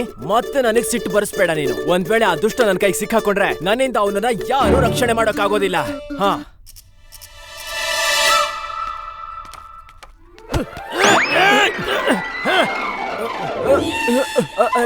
ಕ್ಷಮಿಸಿ ಆಚಾರ್ಯರೇ, ನಾನ್ ನಿಮ್ಮನ್ನ ನೋಡ್ಲಿಲ್ಲ. ನೋಡ್ಲಿಲ್ವಾ ನನ್ನನ್ನ? ಈ ತರ ವಿಶಾಲವಾದಂತ ಶಕ್ತಿಶಾಲಿ ರೂಪವಂತನನ್ನ ನೋಡ್ಲಿಲ್ಲ ಅಂತೀಯ ನೀನು? ನನಗನ್ಸುತ್ತೆ ಬೇಕು ಅಂತಾನೆ ಚೆನ್ನಾಗಿ ಯೋಚನೆ ಮಾಡಿ ನನ್ನ ಮೇಲೆ ಗುರಿ ಇಟ್ಟು ನನ್ನನ್ನ ಗುದ್ದಿ ನಿಲ್ಸಿದ್ಯಾ ನೀನು ಅಂತ. ಇಲ್ಲ ಆಚಾರ್ಯರೇ, ಅದೇನಂದ್ರೆ ನಾನೊಂದು ಗಂಭೀರವಾದ ಸಮಸ್ಯೆಯ ಆಲೋಚನೆಯಲ್ಲಿ ಯೋಚನೆ ಮಾಡ್ಕೊಂಡು ಹೋಗ್ತಾ ಇದ್ದೆ. ಯೋಚನೆ ಮಾಡ್ತಿದ್ಯಾ? ಅಲ್ಲ, ನೀನ್ ಬರ್ಬೇಕಾದ್ರೆ ಮನೆಯಿಂದ ಯಾಕೆ ಯೋಚನೆ ಮಾಡ್ಕೊಂಬರಲ್ಲ? ಈ ಅರಮನೆಯ ಪಥಧಾರಿ ಏನಿದೆ, ಇದು ನೀನ್ ಯೋಚನೆ ಮಾಡೋದಕ್ಕೋಸ್ಕರ ಮಾಡಿದಾರಾ ಮಹಾರಾಜರು? ಆಚಾರ್ಯರೇ, ನಿಮ್ಮ ಭಾವನೆ ಮತ್ತೆ ನಟನೆನ ನೋಡಿ ನನ್ಗನ್ನಿಸ್ತಿದೆ ನಿಮ್ಮ ದಿನದ ಪ್ರಾರಂಭ ಯಾಕೋ ಚೆನ್ನಾಗಿಲ್ಲ ಅಂತ. ನಿನಗೆಂತ ಆಸಕ್ತಿ ಅದನ್ನ ತಿಳ್ಕೊಳ್ಳೋದಕ್ಕೆ? ನನ್ನ ಗೂಢಚಾರಿಕೆ ಮಾಡ್ತಿದ್ಯಾ ನೀನು? ಆಚಾರ್ಯರೇ, ನಿಮ್ಮೇಲೆ ಗೂಢಚಾರಿಕೆ ಯಾಕೆ ಮಾಡ್ಬೇಕು? ನಿಮ್ಮ ಪಾಪದ ಪಟ್ಟಿ ಅಂತೂ ನನಗೆ ಮೊದ್ಲೇ ಗೊತ್ತಿದೆ. ದರ್ಬಾರಲ್ಲಿ ಭೇಟಿ ಮಾಡೋಣ. ಮೊದ್ಲೇ ತುಂಬಾ ತಡ ಆಗಿ ಹೋಗಿದೆ. ಪ್ರಣಾಮಗಳು.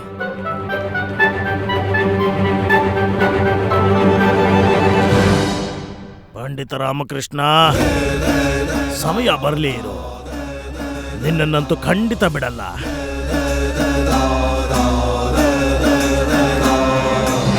ಸೇವಕರೇ, ಸರಿಯಾಗಿ ಮಾಡಿ. ಹಾ, ಸರಿಯಾಗಿ ತಿರುಗಿಸಿ. ಅಯ್ಯೋ ಅಯ್ಯೋ ಅಯ್ಯೋ ಅಯ್ಯೋ ಅಯ್ಯೋ, ಮಹಾರಾಜರ ಸಿಂಹಾಸನವನ್ನೇ ತಿರುಗಿಸ್ತಾ ಇದ್ದೀರಲ್ಲ ಮೂರ್ಖರೇ, ನಿಮಗೆ ಮೃತ್ಯುವಿನ ಭಯ ಇಲ್ವಾ? ಮಂತ್ರಿವರ್ಯರೇ, ಇದೆಲ್ಲ ಅನರ್ಥ, ಘೋರ ಅನರ್ಥ, ಅನಿಷ್ಟದ ಸಂಕೇತ ಇದು. ಅಕಾಲ ಮೃತ್ಯು. ಸಿಪಾಯಿಗಳೇ, ತಡೀರಿ ದುಷ್ಟರನ್ನ. ಸಿಪಾಯಿಗಳ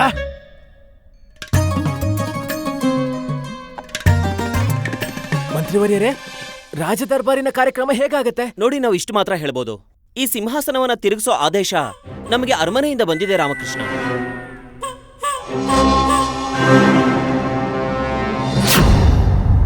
ಹಾ ಮಂತ್ರಿ ಅವರೇ, ನಿಮ್ಮ ಜೊತೆ ಯಾರೋ ಹುಡುಗಾಟವಾಡ್ತಾ ಇದ್ದಾರೆ.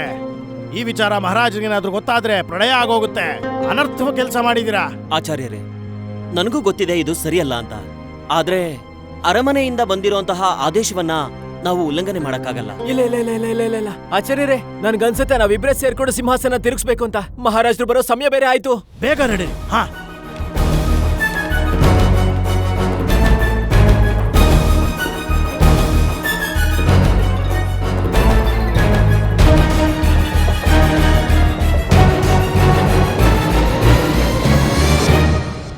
ಆಚಾರ್ಯರೇ, ಇನ್ನೊಂದ್ ಸ್ವಲ್ಪ ಶಕ್ತಿ ಹಾಕ್ಬೋದಲ್ವಾ? ಪ್ರಯತ್ನ ಮಾಡ್ತಿದ್ದೀನಿ.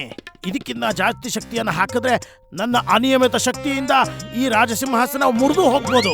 ಅದೇನಂದ್ರೆ ಅದು ನನ್ನ ಶಕ್ತಿಯನ್ನ ನಾನು ನಿಯಂತ್ರಣದಲ್ಲಿ ಇಟ್ಕೊಂಡಿರ್ಬೇಕು.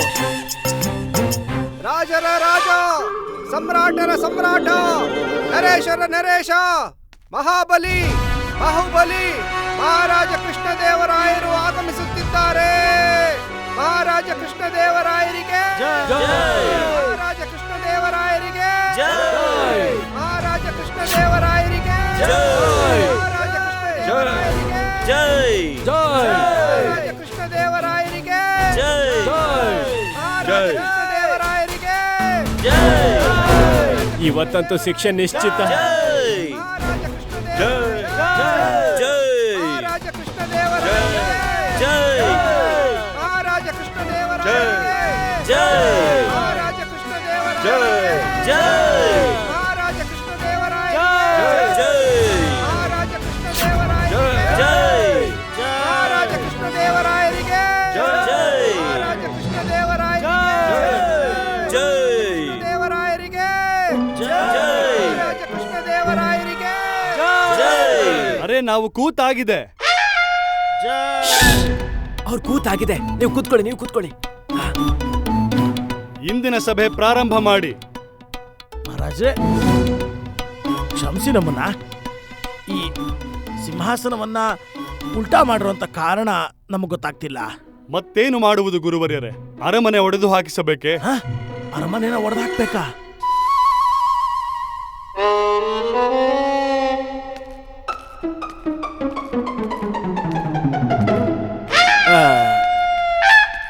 ನಮಗೆ ಅರ್ಥ ಆಗ್ತಿಲ್ಲ ಮಹಾಪ್ರಭು. ಪಂಡಿತ ರಾಮಕೃಷ್ಣ, ನಿಮಗೆ ಮದುವೆ ಆಗಿದೆ ಅಲ್ವೇ? ಹೌದು ಮಹಾಪ್ರಭು. ಹಾಗಾದರೆ ನಮ್ಮ ಕಷ್ಟ ಖಂಡಿತ ತಿಳಿಯುತ್ತದೆ. ನಮಗೆ ಹೇಳಿ, ನಿಮ್ಮ ಧರ್ಮಪತ್ನಿ ನಿಮ್ಮ ಬಳಿ ಏನಾದರೂ ಕೇಳಿದರೆ ನೀವು ಅದನ್ನು ಕೊಡಲಾಗದಿದ್ದರೆ ನಿಮ್ಮ ಪರಿಸ್ಥಿತಿ ಏನು ಎಂದು. ಹಾಗಾದ್ರೆ ಮಹಾಪ್ರಭು, ನಮ್ಮ ಸೌಭಾಗ್ಯ ಎಲ್ಲ ನಮ್ಮನ್ ಬಿಟ್ಟು ಬೇರೆ ಕಡೆ ಹೋಗ್ಬಿಡುತ್ತೆ. ಮತ್ತೆ ಗ್ರಹಚಾರ ಬಂದು ತಲೆ ಮೇಲೆ ಕುತ್ಕೊಂಡು ತಕದಿಮೆ ಆಡುತ್ತೆ. ಇದೆ. ಈ ಸಮಸ್ಯೆಯಿಂದ ತಪ್ಪಿಸಿಕೊಳ್ಳಲು ನಮ್ಮ ಸಿಂಹಾಸನವನ್ನು ಈ ಕಡೆ ಮುಖ ಮಾಡಿಸಿದ್ದೇವೆ. ಏಕೆಂದರೆ ಯಾವುದೋ ವಾಸ್ತುಶಾಸ್ತ್ರಜ್ಞನು ರಾಣಿ ಚಿನ್ನಾದೇವಿಯ ಹತ್ತಿರ ಅರಮನೆಯಲ್ಲಿ ಸಮಸ್ಯೆ ಇದೆ ಎಂದು ಹೇಳಿದ್ದಾನೆ. ಅದರಿಂದ ತಪ್ಪಿಸಿಕೊಳ್ಳಲು ನಮ್ಮ ಅರಮನೆಯನ್ನು ಒಡೆದು ಹಾಕಿಸಬೇಕಂತೆ. ಅರಮನೆಯಂತೂ ಒಡೆದು ಹಾಕಿಸಲು ಸಾಧ್ಯವಿಲ್ಲ. ಇನ್ನೊಂದು ಪರಿಹಾರ ಏನು ಉಳಿದಿದೆ? ಉಲ್ಟಾ ಸಿಂಹಾಸನದ ಮೇಲೆ ಕುಳಿತುಕೊಳ್ಳಬೇಕು. ವಾಸ್ತು ವಿಶೇಷವಾದಂತಹ ತಜ್ಞಾನ. ಮಹಾಪ್ರಭು, ಆ ಪ್ರಸಿದ್ಧ ವಾಸ್ತು ವಿಶೇಷಕ ಆ ವಾಮಾಚಾರಿ ಅಲ್ಲ ತಾನೆ? ಅವನು ಈ ಅರಮನೆವರೆಗೂ ಬಂದ್ಬಿಟ್ಟ. ಗುರುವರ್ಯರೇ, ಅಡಿಗೆ ಮನೆಯಲ್ಲಿ ಹುಟ್ಟಿದ ಚಿಕ್ಕ ಬೆಂಕಿ ಇಡೀ ನಗರವನ್ನೇ ಸುಟ್ಟು ಹಾಕುತ್ತದೆ. ನಾವು ಈ ಸಭೆಯನ್ನು ಇಲ್ಲಿಂದಲೇ ಸಂಬೋಧಿಸುತ್ತೇವೆ. ಕ್ಷಮಿಸಿ ಮಹಾಪ್ರಭು, ಆದ್ರೆ ಈ ತರ ಜನಗಳು ಏನ್ ತಿಳ್ಕೋಬೇಕು? ಮತ್ತೆ ಪಕ್ಕದ ರಾಜ್ಯದವರೆಲ್ಲ ನಗ್ತಾರೆ ನಮ್ಮ ಮೇಲೆ. ಪಂಡಿತ ರಾಮಕೃಷ್ಣ, ನಾವೀಗ ಅಸಹಾಯಕರಾಗಿದ್ದೇವೆ. ಆದರೆ ಈ ವಾಸ್ತುಶಾಸ್ತ್ರದ ಭೂತ ಇಡೀ ನಗರದಲ್ಲಿ ಹಬ್ಬಿದೆ. ಹಾಗೂ ಅದನ್ನು ನಿಲ್ಲಿಸುವುದು ನಮ್ಮ ಉದ್ದೇಶವು. ಅದಕ್ಕೆ ನಾವು ನಿರ್ಣಯಿಸಿದ್ದೇವೆ, ನಾವು ಈ ವಾಸ್ತುಶಾಸ್ತ್ರವನ್ನು ನಂಬುತ್ತೇವೆ ಹಾಗೂ ಅದರ ಪ್ರಕಾರವೇ ನಡೆದು ನಿರೂಪಿಸುತ್ತೇವೆ. ವಾಸ್ತು ಜೀವನದ ಮೂಲವಲ್ಲವೆಂದು, ಎಲ್ಲ ಸಮಸ್ಯೆಯ ಪರಿಹಾರ ಹೀಗೆ ನಡೆಯುವುದಿಲ್ಲವೆಂದು. ಧನ್ಯ ಮಹಾಪ್ರಭು, ಧನ್ಯ ನಾವು. ಯಾವ ರಾಜ ತನ್ನ ಪ್ರತಿಷ್ಠೆನ ಬದಿಗಿಟ್ಟು ಜನಗಳ ಹಿತವನ್ನ ಬಯಸ್ತಾನೋ ಅವನಿಗಿಂತ ದೊಡ್ಡ ವ್ಯಕ್ತಿಗಳು ಬೇರೆ ಯಾರಿಲ್ಲ ಮಹಾಪ್ರಭು, ಯಾರೂ ಇಲ್ಲ. ಆದ್ರೆ ಮಹಾರಾಜ, ನಿಮ್ಮ ಈ ತ್ಯಾಗದಿಂದ ನಮ್ಮ ಮನಸ್ಸುಗಳು ವಿಚಲಿತವಾಗ್ತಾ ಇವೆ. ಇದೇನ್ ನಡೀತಾ ಇದೆಯೋ ಇದು ಇಲ್ಲಿ ಅಸ್ವೀಕಾರವು. ವಿಜಯನಗರ ರಾಜ್ಯಕ್ಕೆ ಇದು ಹಾನಿಕಾರಕ. ಬರಲಿ ಬಿಡಿ ಆ ವಿಶೇಷ ವಾಮಾಚಾರಿ. ನಾನು ಅವನನ್ನು ನಮ್ಮ ಶಕ್ತಿ ಮತ್ತು ವಿಶೇಷವಾದ ಸಾಧನೆಯಿಂದ ಭಸ್ಮ ಮಾಡ್ಬಿಡ್ತೀನಿ. ಗುರುವರ್ಯರೇ, ನೀವು ನಿಮ್ಮ ವ್ಯಕ್ತಿಗತ ಮಾತಿನಿಂದ ವಿಚಲಿತರಾಗುವುದಿಲ್ಲ. ನಿಮ್ಮ ವ್ಯಕ್ತಿಗತ ಸಂಬಂಧಗಳ ಕಾರಣದಿಂದ ಕಾರ್ಯನೀತಿ ಬದಲಾಯಿಸುವುದಿಲ್ಲ. ಇದರಿಂದಾಗಿಯೇ ನೀವು ನಮ್ಮ ಗುರುಗಳು, ಪೂಜನೀಯರು ನೀವು. ಕೃಷ್ಣ ಕೃಷ್ಣ ಹರೇ ಹರೇ, ರಾಮ ರಾಮ ಹರೇ ಹರೇ, ಕೃಷ್ಣ ಕೃಷ್ಣ ಹರೇ ಹರೇ, ರಾಮ ರಾಮ ಹರೇ ಹರೇ, ಕೃಷ್ಣ ಕೃಷ್ಣ ಹರೇ ಹರೇ, ರಾಮ ರಾಮ ಹರೇ ಹರೇ, ಕೃಷ್ಣ ಕೃಷ್ಣ ಹರೇ ಹರೇ, ಕೃಷ್ಣ ರಾಮ ಕೃಷ್ಣ ರಾಮ ಹರೇ ಹರೇ ಹರೇ, ಹರೇ, ರಾಮ ರಾಮ ಹರೇ ಹರೇ, ದಣಿಮಣಿ ಮಹಾಪ್ರಭು. ರಾಮ ರಾಮ ಹರೇ ಹರೇ, ರಾಮ ಕೃಷ್ಣ ಹರೇ ಹರೇ. ಏನ್ ಮಾಡ್ತಾ ಇದ್ದೀರಾ? ಮುಂಜಾನೆ ನಮ್ಮ ಸೇವೆಗಾಗಿ ಯಾಕೆ ಬರಲಿಲ್ಲ? ಯಾಕಂದ್ರೆ ನಾವು ನಿಮ್ಮ ಸೇವೆಯನ್ನ ಮಾಡೋದನ್ನ ಬಿಟ್ಬಿಟ್ಟಿದೀವಿ. ಏನ್ ಅನಿಷ್ಟವಾದ ಮಾತುಗಳನ್ನ ಆಡ್ತಾ ಇದ್ದೀರಾ? ಇನ್ನು ಮುಂದೆ ನೀವು ನಮ್ಮ ಗುರುಗಳಲ್ಲ, ನಮ್ಮ ಗುರುಗಳು ಮಹಾಜ್ಞಾನಿ ವಾಮಾಚಾರ್ಯರು.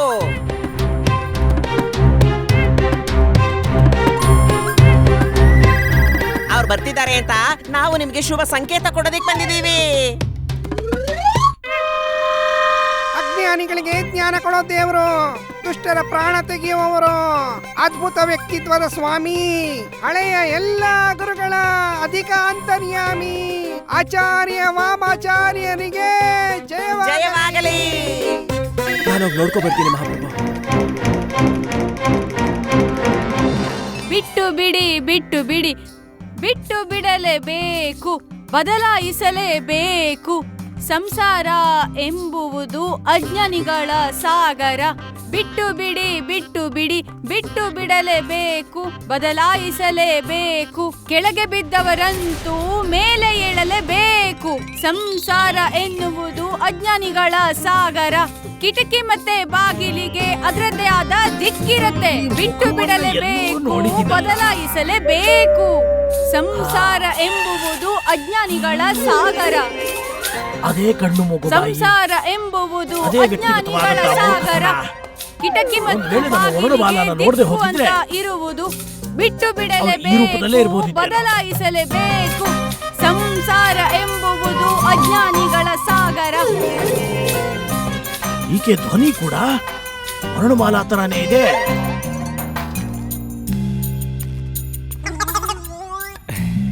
ಆಚಾರ್ಯರೇ, ಇದು ಗುರುಮಾತೆ ಅಂತ ಅನ್ಸುತ್ತೆ.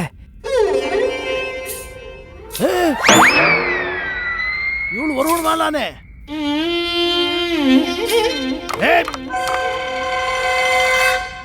ಇದೇನ್ ಮಾಡ್ತಾ ಇದೀಯ ವರುಣಮಾಲಾ? ನಿನಗೇನು ತಲೆ ಕೆಟ್ಟಿದ್ಯಾ? ವರುಣಮಾಲನ? ಯಾವ ವರುಣಮಾಲ? ನಾನು ವಾಮಾಚಾರ್ಯ. ಪೂರ್ವದಿಂದ ಪಶ್ಚಿಮ, ಉತ್ತರದಿಂದ ದಕ್ಷಿಣ. ವರುಣನ ವಾ ಮತ್ತೆ ಮಾಲಾನ ಮಾ. ವಾಮಾಚಾರ್ಯ. ವಾಮಾಚಾರ್ಯ ಸ್ತ್ರೀ.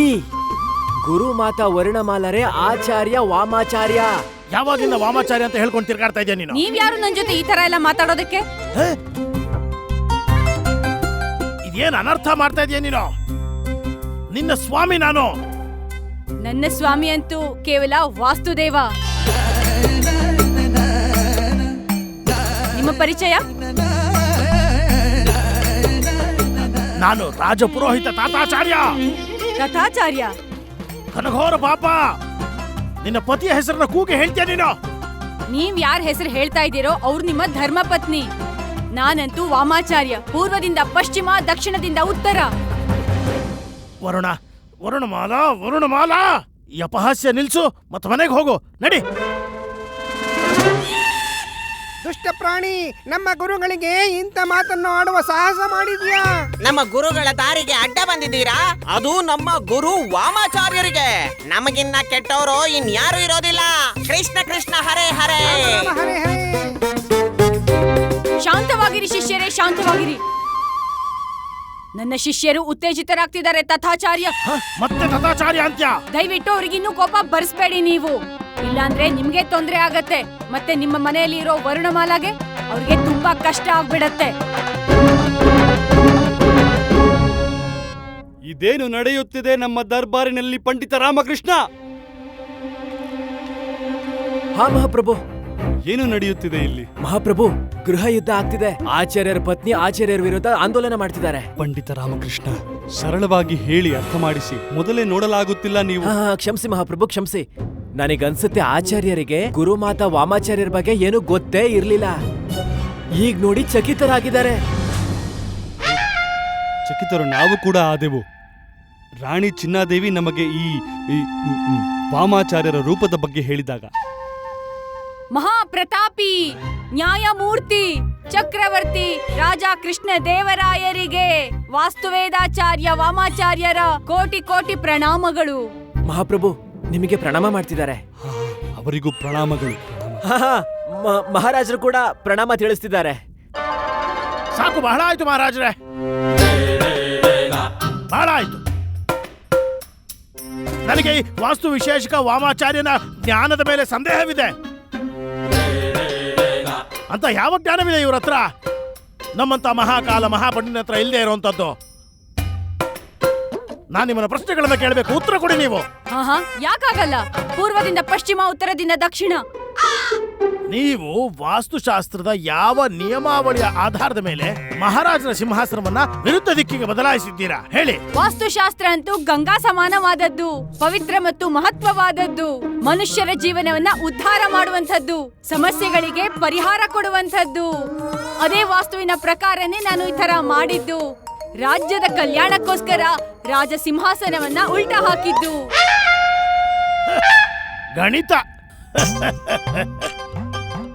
ಒಂದು ಪುಟ್ಟಿ ಸೀತಾಫಲದ ದುಡ್ಡಿಗೆ ನೀನು 4 ಪುಟ್ಟಿ ಸೀತಾಫಲದ ದುಡ್ಡನ್ನ ಕೊಟ್ಟು ಬರೋವಳು ನೀನು. ನೀನಿಲ್ಲಿ ವಾಸ್ತುಶಾಸ್ತ್ರದ ಗಣಿತದ ಬಗ್ಗೆ ಹೇಳ್ತಿದ್ಯಾ? ತಾತಾಚಾರ್ಯ, ರಾಜ್ಯದ ಸೂರ್ಯ ಆಗಿರ್ತಾರೆ ರಾಜ. ಅವ್ರು ಉದಯವಾದ್ರೆ ಮಾತ್ರ ರಾಜ್ಯದ ಉದಯ, ಅವ್ರ ಅಸ್ತಾದ್ರೆ ರಾಜ್ಯ ಮುಗ್ದಂತೆ. ರಾಜ ಸಿಂಹಾಸನ ಅಂದ್ರೆ ಕರ್ಮಸ್ಥಳ, ಮತ್ತೆ ಆಸ್ಥಾನ ಅಂದ್ರೆ ಅದು ಕಾರ್ಯ. ಮತ್ತೆ ಅದರ ದಿಕ್ಕೆ ಸರಿ ಇಲ್ಲ ಅಂದ್ರೆ ಆಗ ಅಧರ್ಮ ಆಗ್ಬಿಡಬಹುದು, ಅಶಾಂತಿ ಹುಟ್ಟಬಹುದು, ಸಂಸಾರದಲ್ಲಿ ಜಂಜಾಟ ಹೆಚ್ಚಾಗಿ ಕದನ ಕೂಡ ಆಗಬಹುದು. ಮತ್ತೆ ಮನುಷ್ಯ ಆಗ್ತಾನೆ ಕಂಗಾಲು. ನೋಡಿದ್ಯಾ ಹೆಂಗೆ ತಲೆ ತಿರುಗ್ತಾ ಇದೆ ಮುದುಕಂದು? ಈ ಮುದುಕ ಹೇಗಾಡ್ತಿದ್ದಾನೆ ಅಂದ್ರೆ ಒಳ್ಳೆ ಹಾವು ನೋಡ್ದಂಗ್ ಆಡ್ತಿದ್ದಾನೆ. ವಾಮಾಚಾರ್ಯರಿಗೆ ಜಯವಾಗಲಿ, ಜಯವಾಗಲಿ. ವಾಮಾಚಾರ್ಯರಿಗೆ ಜಯವಾಗಲಿ, ಜಯವಾಗಲಿ.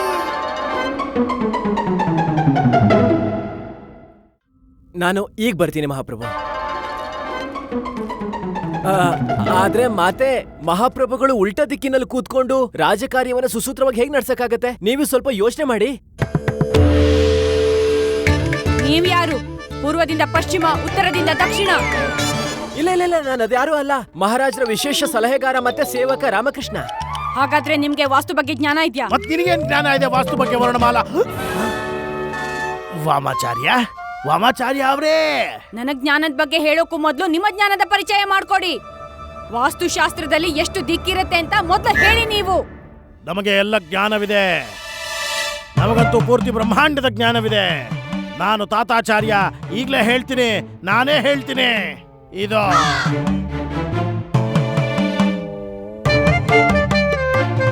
ಇವನಿಗೆ ಬರೀ ಒಂದು ದಿಕ್ಕು ಮಾತ್ರ ಗೊತ್ತಿದೆ. ಬರೀ ಸೌದಾಮಿನಿ ಮನೆ ದಿಕ್ಕು. ನಿನ್ನ ಬಾಗ್ಲಲ್ಲಿ ನಿಂತ್ಕೊಂಡಿದ್ದೀನಿ. ನಾನು ಹೇಳ್ತೀನಿ, ವಾಸ್ತುವಿನಲ್ಲಿ 8 ದಿಕ್ಕಿರತ್ತೆ. ಪೂರ್ವ, ಈಶಾನ್ಯ, ಉತ್ತರ, ಪಶ್ಚಿಮ, ವಾಯುವ್ಯ, ನೈಋತ್ಯ, ದಕ್ಷಿಣ ಮತ್ತೆ ಆಗ್ನೇಯ.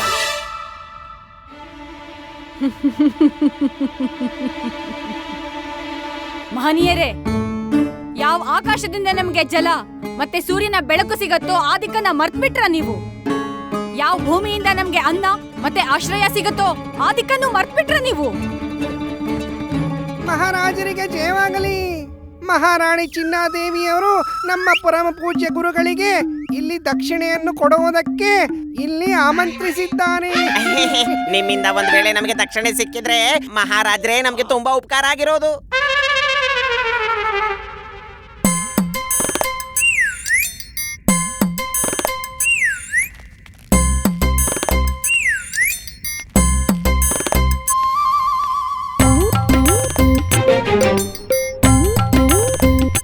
ಮಹಾರಾಜರೇ,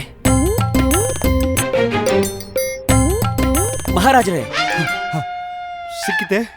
ಸಿಂಹಾಸನ ಸರಿ ಮಾಡುವ ಉಪಾಯ ಸಿಕ್ಕಿತೆ? ಇಲ್ಲ ಮಹಾರಾಜರೇ, ವಾಮಾಚಾರ್ಯರ ಶಿಷ್ಯರು ದಕ್ಷಿಣೆ ಬಗ್ಗೆ ಮಾತಾಡ್ತಿದ್ದಾರೆ.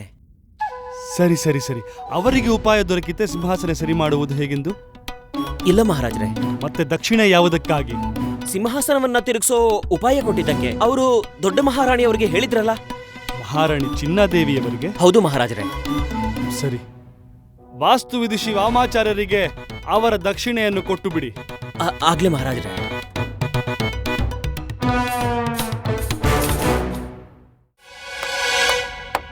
ಮಹಾರಾಜರ ಆದೇಶ ಇದೆ, ವಾಮಾಚಾರ್ಯರಿಗೆ ಅವರ ದಕ್ಷಿಣೆ ನೀಡಬೇಕು ಅಂತ.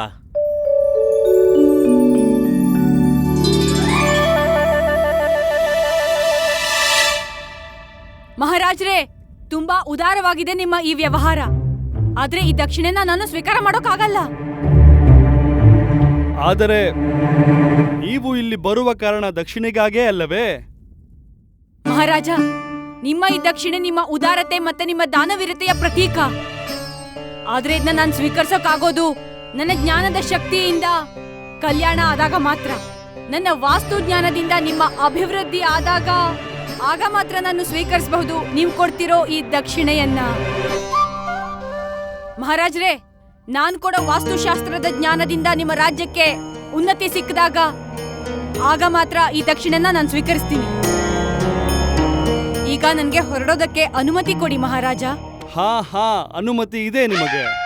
ವಿಷಯ ಪ್ರಸ್ತಾಪಿಸಿ. ಪೂರ್ವದಿಂದ ಪಶ್ಚಿಮ, ಉತ್ತರದಿಂದ ದಕ್ಷಿಣ ನಮ್ಮ ಗುರು ವಾಮಾಚಾರ್ಯರಿಗೆ ಬಿಟ್ಟು ಬಿಡಲೇಬೇಕು, ಬದಲಾಯಿಸಲೇಬೇಕು. ಸಂಸಾರ ಎಂಬುವುದು ಅಜ್ಞಾನಿಗಳ ಸಾಗರ. ರಾಮ, ಈಗ ಈ ಹೊಸ ಸಮಸ್ಯೆಗೂ ಪರಿಹಾರನ ಮಹಾರಾಜರು ನಿನ್ಗೆ ಹುಡ್ಕಕ್ ಹೇಳ್ತಾರೆ. ನಮಗೆ ಈ ಸಮಸ್ಯೆಯ ಪರಿಹಾರ ಬೇಕು. ಕೇವಲ 2 ದಿನ ನೀಡುತ್ತಿದ್ದೇವೆ ನಿಮಗೆ, ಕೇವಲ 2 ದಿನ. ಈ 2 ದಿನಗಳಲ್ಲಿ ನಮ್ಮ ಈ ಸಿಂಹಾಸನ ಮತ್ತೆ ಸರಿ ಹೋಗಬೇಕು. ನಿಮ್ಮ ಆಜ್ಞೆ ಮಹಾಪ್ರಭು. ನಾವು ನಿಮಗೆ ಹೇಳುತ್ತಿಲ್ಲ ಪಂಡಿತ ರಾಮಕೃಷ್ಣ. ಗುರುವರ್ಯರೇ, ನಾವು ನಿಮಗೆ ಹೇಳುತ್ತಿದ್ದೇವೆ.